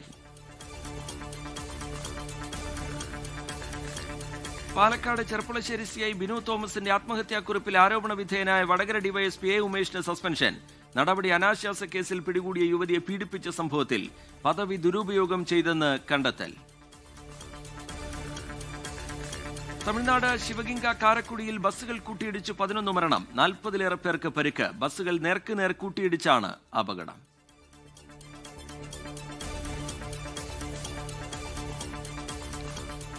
ഡിറ്റ്വ ചുഴലിക്കാറ്റിനെ തുടർന്നുള്ള മഴക്കെടുതിയിൽ തമിഴ്നാട്ടിൽ 3 മരണം, 234 വീടുകൾ തകർന്നു. ചുഴലിക്കാറ്റ് തീവ്ര ന്യൂനമർദ്ദമായെന്ന് കാലാവസ്ഥാ നിരീക്ഷണ കേന്ദ്രം. 2 ജില്ലകളിലെ റെഡ് അലേർട്ട് പിൻവലിച്ചു. ചെന്നൈ ഉൾപ്പെടെ 6 ജില്ലകളിൽ ഓറഞ്ച് അലേർട്ട്. ശ്രീലങ്കയിൽ മരിച്ചവരുടെ എണ്ണം 159ആയി. കൊളംബോയിൽ കുടുങ്ങിയ ഇന്ത്യൻ പൗരന്മാരായ 400 പേരെ തിരിച്ചെത്തിക്കും. സംസ്ഥാനത്ത് മഴ തുടരാൻ സാധ്യത. ഇടുക്കി, വയനാട്, മലപ്പുറം ജില്ലകളിൽ യെല്ലോ മുന്നറിയിപ്പ്. ബാലചന്ദ്ര മേനോന് പിന്നാലെ ദേശീയ ചലച്ചിത്ര അവാർഡ് പ്രഖ്യാപനത്തെ വിമർശിച്ച് സംവിധായകൻ അടൂർ ഗോപാലകൃഷ്ണൻ. ദേശീയ തലത്തിൽ തിരഞ്ഞെടുക്കപ്പെടുന്ന സിനിമകൾ ആ വർഷത്തെ മോശപ്പെട്ട സിനിമയെന്ന് അടൂർ. കുറച്ചു കാലമായിട്ട് ആ കൊല്ലത്തെ ഏറ്റവും മോശപ്പെട്ട പടങ്ങൾക്കാണ് അവാർഡ് കൊടുത്തുകൊണ്ടിരിക്കുന്നത്. അതെങ്ങനെ സംഭവിക്കുന്നുള്ളത് അന്വേഷിക്കേണ്ടതാണ്. ഒന്നുകിലെയും നാഷണൽ അവാർഡ് എന്നൊക്കെ പറയുന്ന സിസ്റ്റമൊക്കെ വേണ്ടെന്ന് വയ്ക്കണം. ജൂറിയുടെ ക്വാളിറ്റി മോശമാണെന്നുണ്ടെങ്കിൽ അങ്ങനെ ക്വാളിറ്റി മോശമായിട്ടുള്ള പടത്തിനായിരിക്കും അവർ അവാർഡ് കൊടുക്കുന്നത്. ക്വാളിറ്റി ഉള്ള ജൂറിയാണെന്നുണ്ടെങ്കിൽ ശരിയായ തീരുമാനങ്ങൾ എടുക്കും. ജൂറിയുടെ നിലവാരം മോശമായതുകൊണ്ട് തെരഞ്ഞെടുപ്പും മോശമാകുന്നു. ദേശീയ അവാർഡെന്ന സമ്പ്രദായം തന്നെ വേണ്ടെന്ന് വെക്കണമെന്നും അടൂർ ഗോപാലകൃഷ്ണൻ. നാഷണൽ ഹെറാൾഡ് കേസിൽ രാഹുൽ ഗാന്ധിക്കും സോണിയാഗാന്ധിക്കുമെതിരെ പുതിയ എഫ്ഐആർ. കേസ് രജിസ്റ്റർ ചെയ്തത് ഡൽഹി പോലീസിന്റെ സാമ്പത്തിക കുറ്റകൃത്യ വിഭാഗം. കേന്ദ്രത്തിന്റെ പ്രതികാര നടപടിയെന്ന് ജയറാം രമേശ്. ഇതിന്റെ ഉദ്ദേശം വളരെ വ്യക്തമാണ്. പാർലമെന്റ് സമ്മേളനം നടക്കുമ്പോൾ അവർക്ക് എല്ലാ കാലത്തും മറ്റ് വിഷയങ്ങൾ ഡൈവേർട്ട് ചെയ്യാൻ വേണ്ടി അജണ്ട വേണം. അതിനുവേണ്ടി ടാർഗറ്റ് ചെയ്യണം. ടാർഗറ്റ് ചെയ്യാൻ ഏറ്റവും അവർ ആഗ്രഹിക്കുന്ന ഒരു നേതാവല്ലേ ഉള്ളൂ. രാഹുൽ ഗാന്ധി, ഇപ്പൊ സോണിയാഗാന്ധി, അവരെത്ര കാലമായി ടാർഗറ്റ് ചെയ്യുന്നത്? ഈ പകപോക്കൽ രാഷ്ട്രീയം കൊണ്ടൊന്നും ഞങ്ങൾ ആരും പിന്തിരിഞ്ഞു പോകില്ല, ഒട്ടും പിന്തിരിഞ്ഞു പോകില്ല ഗാന്ധി ഫാമിലി. പകപോക്കൽ രാഷ്ട്രീയമെന്ന് K C Venugopal M P. പാർലമെന്റിന്റെ ശീതകാല സമ്മേളനം നാളെ മുതൽ. SIR ഉയർത്തിക്കാട്ടി സർക്കാരിനെതിരെ ആഞ്ഞടിക്കാൻ പ്രതിപക്ഷം. സർക്കാർ വിളിച്ച സർവകക്ഷി യോഗത്തിൽ SIR ഉന്നയിച്ച് കോൺഗ്രസും TMCയും. സമ്മേളനം തടസ്സപ്പെട്ടാൽ പൂർണ്ണ ഉത്തരവാദിത്വം സർക്കാരിനെന്ന് ജോൺ ബ്രിട്ടാസ് MP. തെരഞ്ഞെടുപ്പ് കമ്മീഷന്റെ ഏകപക്ഷീയമായിട്ടുള്ള തീരുമാനങ്ങൾ, ധാർഷ്ട്യത്തോടു കൂടിയിട്ട് രാഷ്ട്രീയ പാർട്ടികളുടെ ശുപാർശകളും അതുപോലെ തന്നെ അഭ്യർത്ഥനകളും നിരാകരിക്കൽ, പ്രതിപക്ഷം ഭരിക്കുന്ന സംസ്ഥാന ഗവൺമെൻറ്റുകൾക്ക് നൽകേണ്ട കേന്ദ്ര ഫണ്ടുകൾ തടയപ്പെടുന്നു. അപ്പോൾ ഇതൊക്കെ പ്രതിപക്ഷത്തിനൊരു നിലപാടായിട്ട് ഇന്നത്തെ യോഗത്തിൽ മുമ്പോട്ട് വെച്ചു. അനുഭാവപൂർവ്വം പരിഗണിക്കാമെന്ന ഒരു വാക്ക് മാത്രമാണ് കേന്ദ്രമന്ത്രിമാരുടെ ഭാഗത്തു നിന്ന് ഉണ്ടായിട്ടുള്ളത്. ആണവോർജ്ജ ബില്ലടക്കം 13 ബില്ലുകൾ സമ്മേളനത്തിൽ അവതരിപ്പിക്കാൻ കേന്ദ്ര സർക്കാരിന്റെ തീരുമാനം. ഗവർണറുടെ ഔദ്യോഗിക വസതിയായ രാജ്ഭവന്റെ പേര് നാളെ മുതൽ മാറും. ഇനി ലോക് ഭവൻ എന്നറിയപ്പെടും. പേരുമാറ്റം കേന്ദ്ര ആഭ്യന്തര മന്ത്രാലയം പുറത്തിറക്കിയ ഉത്തരവനുസരിച്ച് ഗവർണർ രാജേന്ദ്ര വിശ്വനാഥ് അർലേക്കർ കേരളത്തിൽ മടങ്ങിയെത്തിയ ശേഷം നാളെ വിജ്ഞാപനം ഇറക്കും.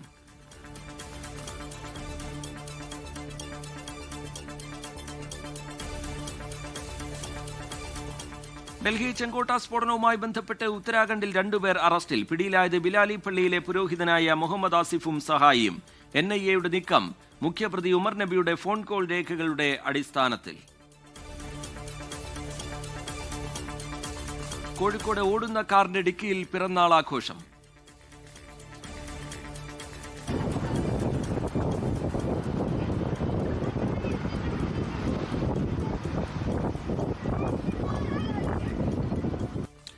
ആഘോഷത്തിനിടെ പുറകിൽ വരുന്നവരുടെ കാഴ്ച മറച്ച് സ്നോ സ്പ്രേ പ്രയോഗവും.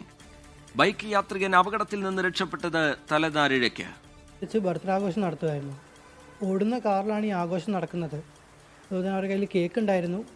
ഫ്രണ്ട് സീറ്റിൽ ആളുണ്ട്, അതിൻ്റെ ബാക്ക് റോഡിൽ ആളുണ്ട്, ഡിക്കിയിലും ഏകദേശം 4-5-6 പേരുണ്ടായിരുന്നു.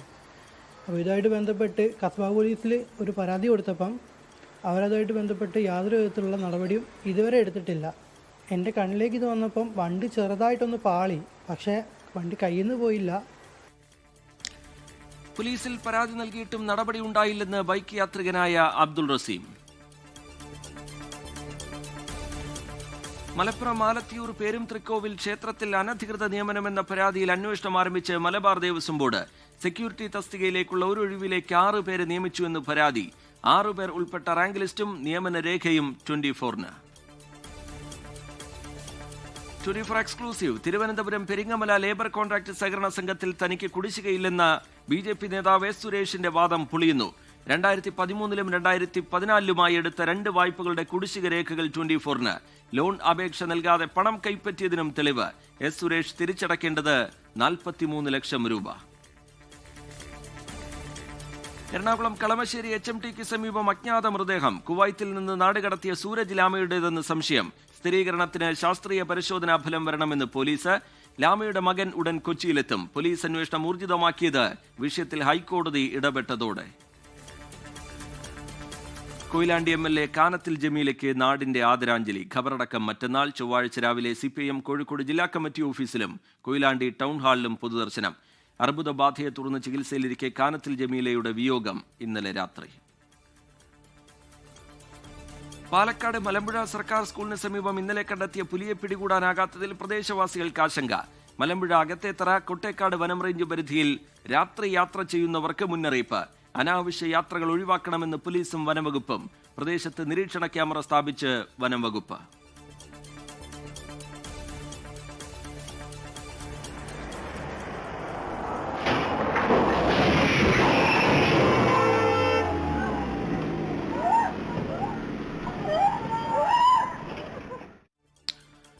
പാലക്കാട് മുണ്ടൂരിൽ കാർ നിയന്ത്രണം വിട്ട അപകടം. 2 പേർക്ക് പരിക്ക്. ഇടിയുടെ ആഘാതത്തിൽ കാറിന്റെ മുൻഭാഗം പൂർണ്ണമായും തകർന്നു.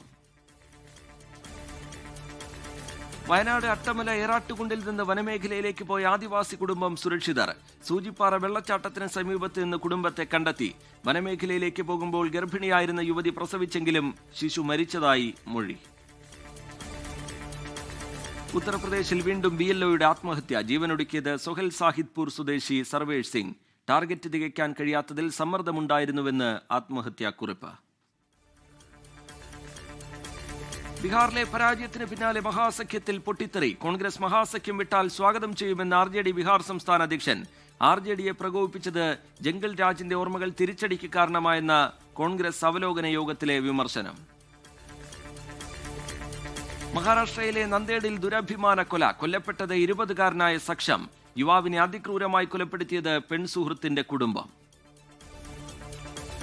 ഇടുക്കി ആനച്ചാലിൽ വിനോദസഞ്ചാരികൾ കുടുങ്ങിയ സ്കൈ ഡൈനിങ്ങിന് അനുമതി ഉണ്ടായിരുന്നില്ലെന്ന് ടൂറിസം ഡെപ്യൂട്ടി ഡയറക്ടർ.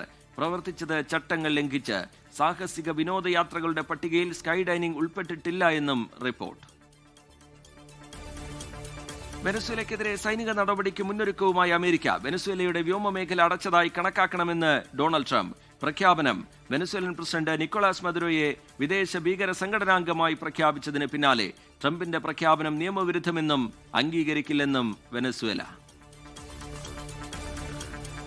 റാഞ്ചി ഏകദിനത്തിൽ ഇന്ത്യ ജയത്തിനരികെ. ദക്ഷിണാഫ്രിക്കയ്ക്ക് 8 വിക്കറ്റ് നഷ്ടം. കുൽദീപ് യാദവിന് 4 വിക്കറ്റ്.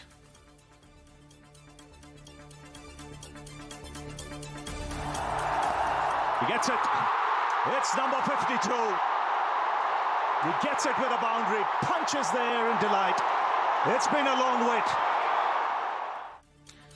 ഇന്ത്യയെ കൂറ്റൻ സ്കോറിലേക്ക് നയിച്ചത് സെഞ്ചുറി നേടിയ വിരാട് കോഹ്ലിയുടെയും അർദ്ധ സെഞ്ചുറി നേടിയ രോഹിത് ശർമ്മയുടെയും KL രാഹുലിന്റെയും പ്രകടനങ്ങൾ.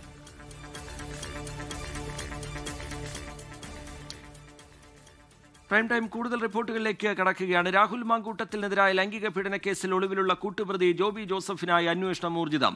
പത്തനംതിട്ട മൈലപ്രയിലെ ജോബിയുടെ സുഹൃത്തിന്റെ വീട്ടിൽ പ്രത്യേക അന്വേഷണ സംഘം എത്തി നോട്ടീസ് നൽകി.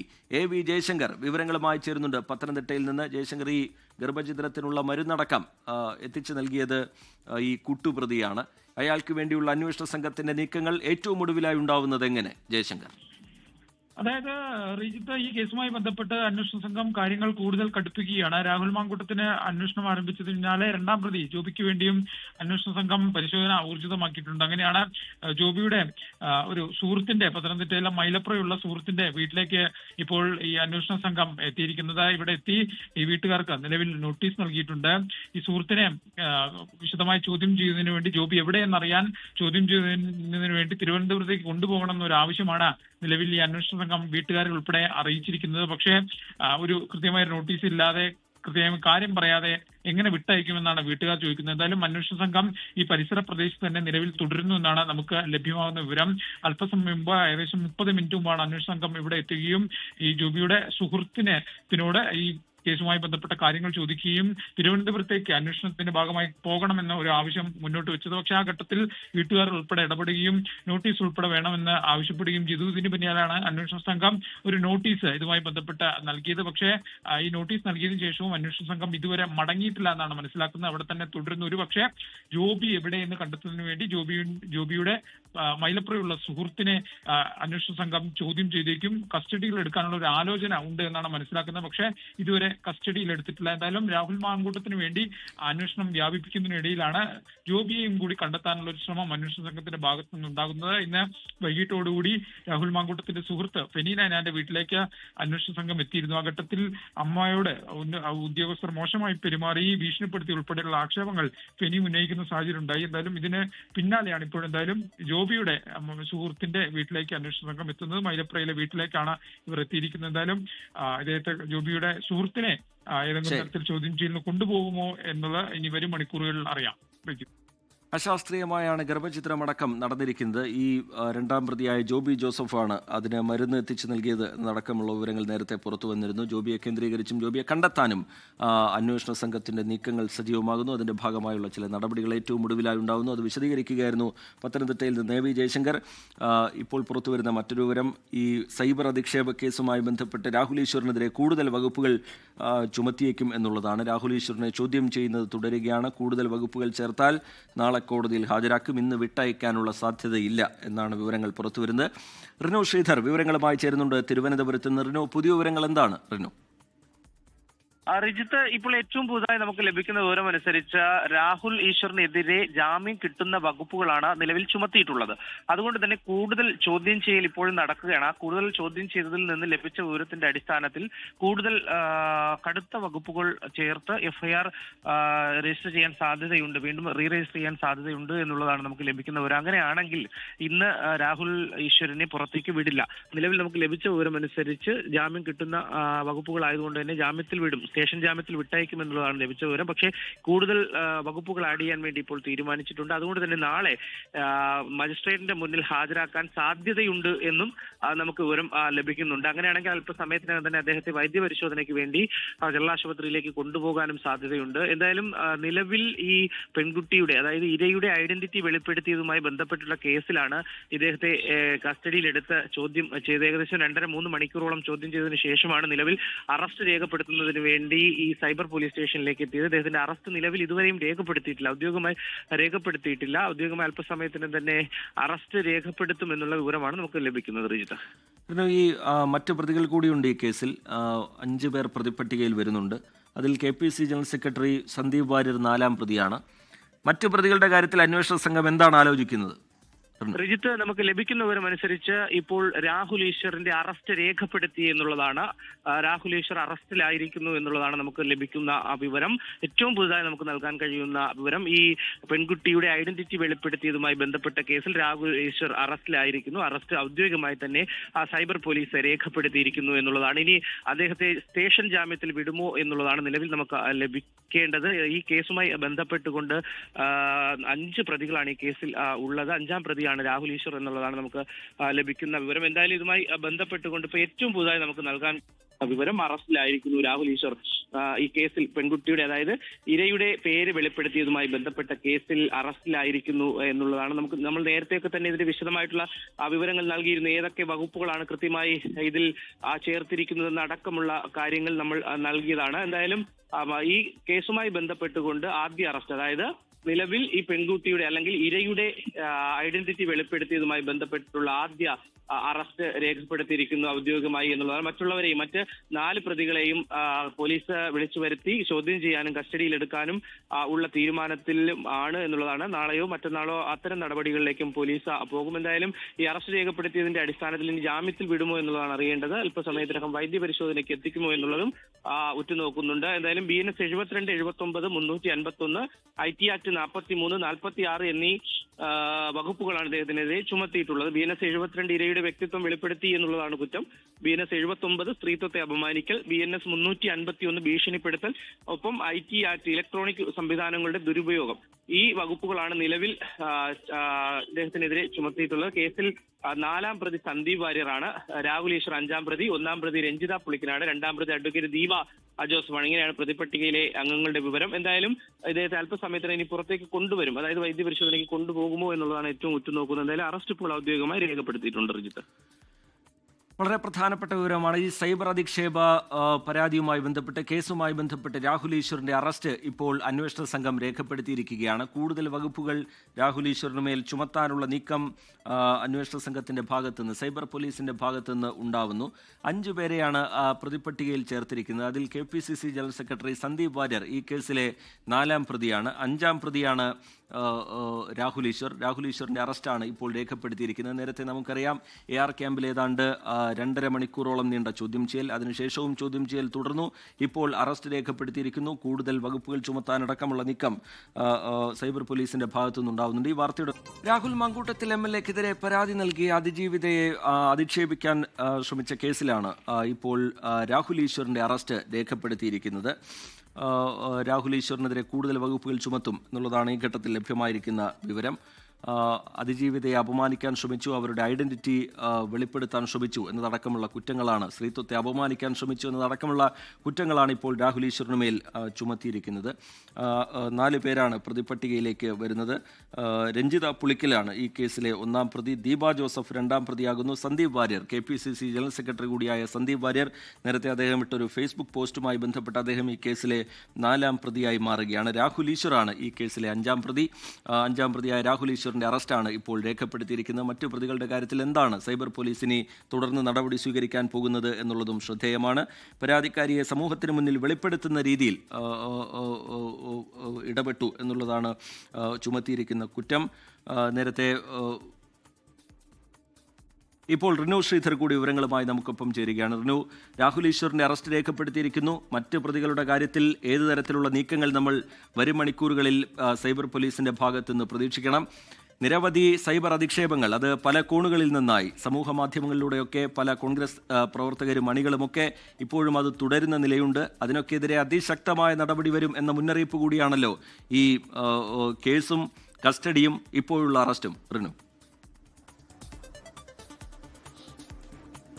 തീർച്ചയായും രജിത്ത, നമുക്കിപ്പോൾ ലഭിക്കുന്ന ഏറ്റവും പുതിയ വിവരം അനുസരിച്ച് അറസ്റ്റ് രേഖപ്പെടുത്തിയിരിക്കുന്നു. ഒരു വകുപ്പ് കൂടി രാഹുൽ ഈശ്വറിനെതിരെ ചുമത്തിയിട്ടുണ്ട് എന്നുള്ളതാണ്. BNS 75(3) വകുപ്പ് കൂടിയാണ് ഇപ്പോൾ ചേർത്തിരിക്കുന്നത്. ലൈംഗിക ചുവയോടെയുള്ള പരാമർശം നടത്തി എന്നുള്ളതാണ് ഈ പുതിയ വകുപ്പ്. ജാമ്യമില്ലാ വകുപ്പാണ് എന്നുള്ളതാണ് ഏറ്റവും പ്രധാനപ്പെട്ട ഒരു കാര്യം. നേരത്തെ തന്നെ നമ്മൾ നൽകിയിരുന്നതാണ് വാർത്ത. കൂടുതൽ വകുപ്പുകൾ ചേർക്കുന്നതിന് വേണ്ടി തീരുമാനിച്ചിട്ടുണ്ട് അന്വേഷണത്തിൽ. ഇദ്ദേഹത്തിൽ നിന്ന് ലാപ്ടോപ്പിൽ നിന്നടക്കം അല്ലെങ്കിൽ അദ്ദേഹത്തിന്റെ മൊബൈലിൽ നിന്നടക്കം ചില വിവരങ്ങൾ കിട്ടിയതിന്റെ അടിസ്ഥാനത്തിലാണ് ഇത്തരത്തിലുള്ള ഒരു ഇടപെടലിലേക്ക് സൈബർ പോലീസ് പോയിരിക്കുന്നത്. എന്തായാലും ഇപ്പോൾ കൂടുതൽ വകുപ്പുകൾ ചുമത്തിയിട്ടുണ്ട്. അതുകൊണ്ട് തന്നെ ജാമ്യം ലഭിക്കില്ല. ഇത് നോൺ അവൈലബിൾ ആണ്. അതുകൊണ്ട് തന്നെ ജാമ്യം ലഭിക്കില്ല. അതിനാൽ വൈദ്യപരിശോധന ഇന്ന് നടത്തും. വൈദ്യപരിശോധനയ്ക്ക് ശേഷം നാളെയോ അല്ലെങ്കിൽ ഇന്ന് രാത്രിയോ മജിസ്ട്രേറ്റിന്റെ മുന്നിൽ ഹാജരാക്കും എന്നുള്ള വിവരവും നമുക്ക് ലഭിക്കുന്നുണ്ട്. എന്തായാലും നേരത്തെ ചുമത്തിയ വകുപ്പുകൾ നമുക്കറിയാം ജാമ്യം ലഭിക്കുന്ന വകുപ്പുകളാണ്. അതുകൊണ്ട് തന്നെ ഇദ്ദേഹത്തെ സ്റ്റേഷൻ ജാമ്യത്തിൽ വിടുമെന്നുള്ള വിവരമാണ് നമുക്ക് ലഭിച്ചത്. പക്ഷേ സ്റ്റേഷൻ ജാമ്യത്തിൽ വിടില്ല. അല്പസമയം മുമ്പ്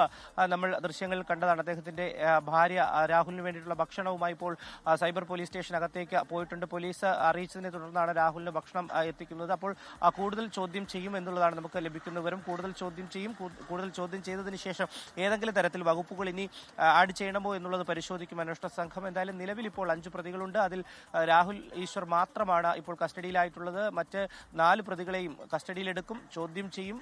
FIR രജിസ്റ്റർ ചെയ്ത് മുന്നോട്ടുള്ള നടപടികളുമായി അന്വേഷണ സംഘം പോകുമെന്നുള്ള വിവരം തന്നെയാണ് നമുക്ക് ലഭിക്കുന്നത്. എന്തായാലും രാഹുൽ ഈശ്വറിന്റെ അറസ്റ്റ് ഔദ്യോഗികമായി രേഖപ്പെടുത്തിയിരിക്കുന്നു. ഇരയുടെ ഐഡന്റിറ്റി വെളിപ്പെടുത്തിയതുമായി ബന്ധപ്പെട്ട കേസിൽ ആദ്യ അറസ്റ്റാണ് ഇത്. നേരത്തെ താൽക്കാലികമായി ചില വകുപ്പുകൾ ചേർത്ത് FIR രജിസ്റ്റർ ചെയ്തു. പക്ഷേ ഇപ്പോൾ റീ രജിസ്റ്റർ ചെയ്യാനുള്ള നടപടികളിലേക്ക് പോകുന്നു. FIR കൂടുതൽ വകുപ്പുകൾ ചുമത്തുവാൻ വേണ്ടിയിട്ടുള്ള തീരുമാനത്തിലേക്ക് പോകുന്നു. ഇപ്പോൾ ഒരു വകുപ്പ് കൂടി കൂടുതൽ ചേർത്തിട്ടുണ്ട്. BNS 75(3) വകുപ്പുകളാണ്. ലൈംഗിക ചുവയോടെയുള്ള പരാമർശം നടത്തി എന്നുള്ളതാണ് ഈ വകുപ്പുമായി ബന്ധപ്പെട്ട് നമുക്ക് മനസ്സിലാക്കാൻ വേണ്ടി കഴിയുന്നത്. ജാമ്യമില്ലാ വകുപ്പാണ്. എന്തായാലും രാഹുൽ ഈശ്വറിനെ വൈദ്യപരിശോധനയ്ക്ക് രാത്രി തന്നെ തിരുവനന്തപുരം ജനറൽ ആശുപത്രിയിലേക്ക് കൊണ്ടുപോകുമെന്നുള്ള വിവരമാണ് ലഭിക്കുന്നത്. അർജിത്ത്. ശരി, റിനു ശ്രീധറാണ് വിശദാംശങ്ങൾ പങ്കുവയ്ക്കുന്നത്. അതിജീവിതയെ അധിക്ഷേപിച്ച കേസിൽ രാഹുൽ ഈശ്വറിന്റെ അറസ്റ്റ് ഇപ്പോൾ രേഖപ്പെടുത്തിയിരിക്കുകയാണ്. ജാമ്യമില്ലാ വകുപ്പ് കൂടി ചുമത്തിയിരിക്കുന്നു. നേരത്തെ ജാമ്യം ലഭിക്കുന്ന വകുപ്പുകളായിരുന്നെങ്കിൽ ഇപ്പോൾ ലൈംഗിക ചുവയോടുകൂടി അതിജീവിതയെ അധിക്ഷേപിക്കുന്ന തരത്തിൽ ഇടപെട്ടു എന്നതടക്കമുള്ള വകുപ്പുകൾ ചുമത്തിക്കൊണ്ടാണ് ഇപ്പോൾ രാഹുൽ ഈശ്വറിനെതിരെ കേസെടുത്തതും പിന്നീട് അറസ്റ്റിലേക്ക് കാര്യങ്ങൾ കടന്നിരിക്കുന്നതും. മറ്റു പ്രതികളുടെ കാര്യത്തിൽ എന്താണ് അന്വേഷണ സംഘത്തിന്റെ തുടർ നീക്കങ്ങൾ എന്നുള്ളതും ശ്രദ്ധേയമായി മാറും. ഇതിൽ കോൺഗ്രസിന്റെ തന്നെ പ്രധാന നേതാവായ KPCC ജനറൽ സെക്രട്ടറിയായ സന്ദീപ് വാര്യർ കൂടി ഈ കേസിൽ പ്രതിയാണ്. 4 പേരാണ് പ്രതിപ്പട്ടികയിലുള്ളത്.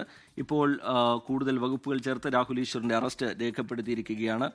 വൈദ്യപരിശോധനയ്ക്കായി കൊണ്ടുപോകാനുള്ള നീക്കം അന്വേഷണ സംഘത്തിന്റെ ഭാഗത്തു നിന്നുണ്ടാവുന്നു എന്നാണ് ഇപ്പോൾ നമ്മൾ മനസ്സിലാക്കുന്നത്. ലോകത്തെവിടെയായാലും ഏത് സമയത്തും 24 വാർത്തകളും ഓഗ്മെന്റഡ് റിയാലിറ്റി പാക്കേജുകളും എക്സ്പ്ലെയിനറുകളും വിശദമായി കാണാൻ ഞങ്ങളുടെ യൂട്യൂബ് ചാനൽ നിങ്ങൾക്ക് സബ്സ്ക്രൈബ് ചെയ്യാം.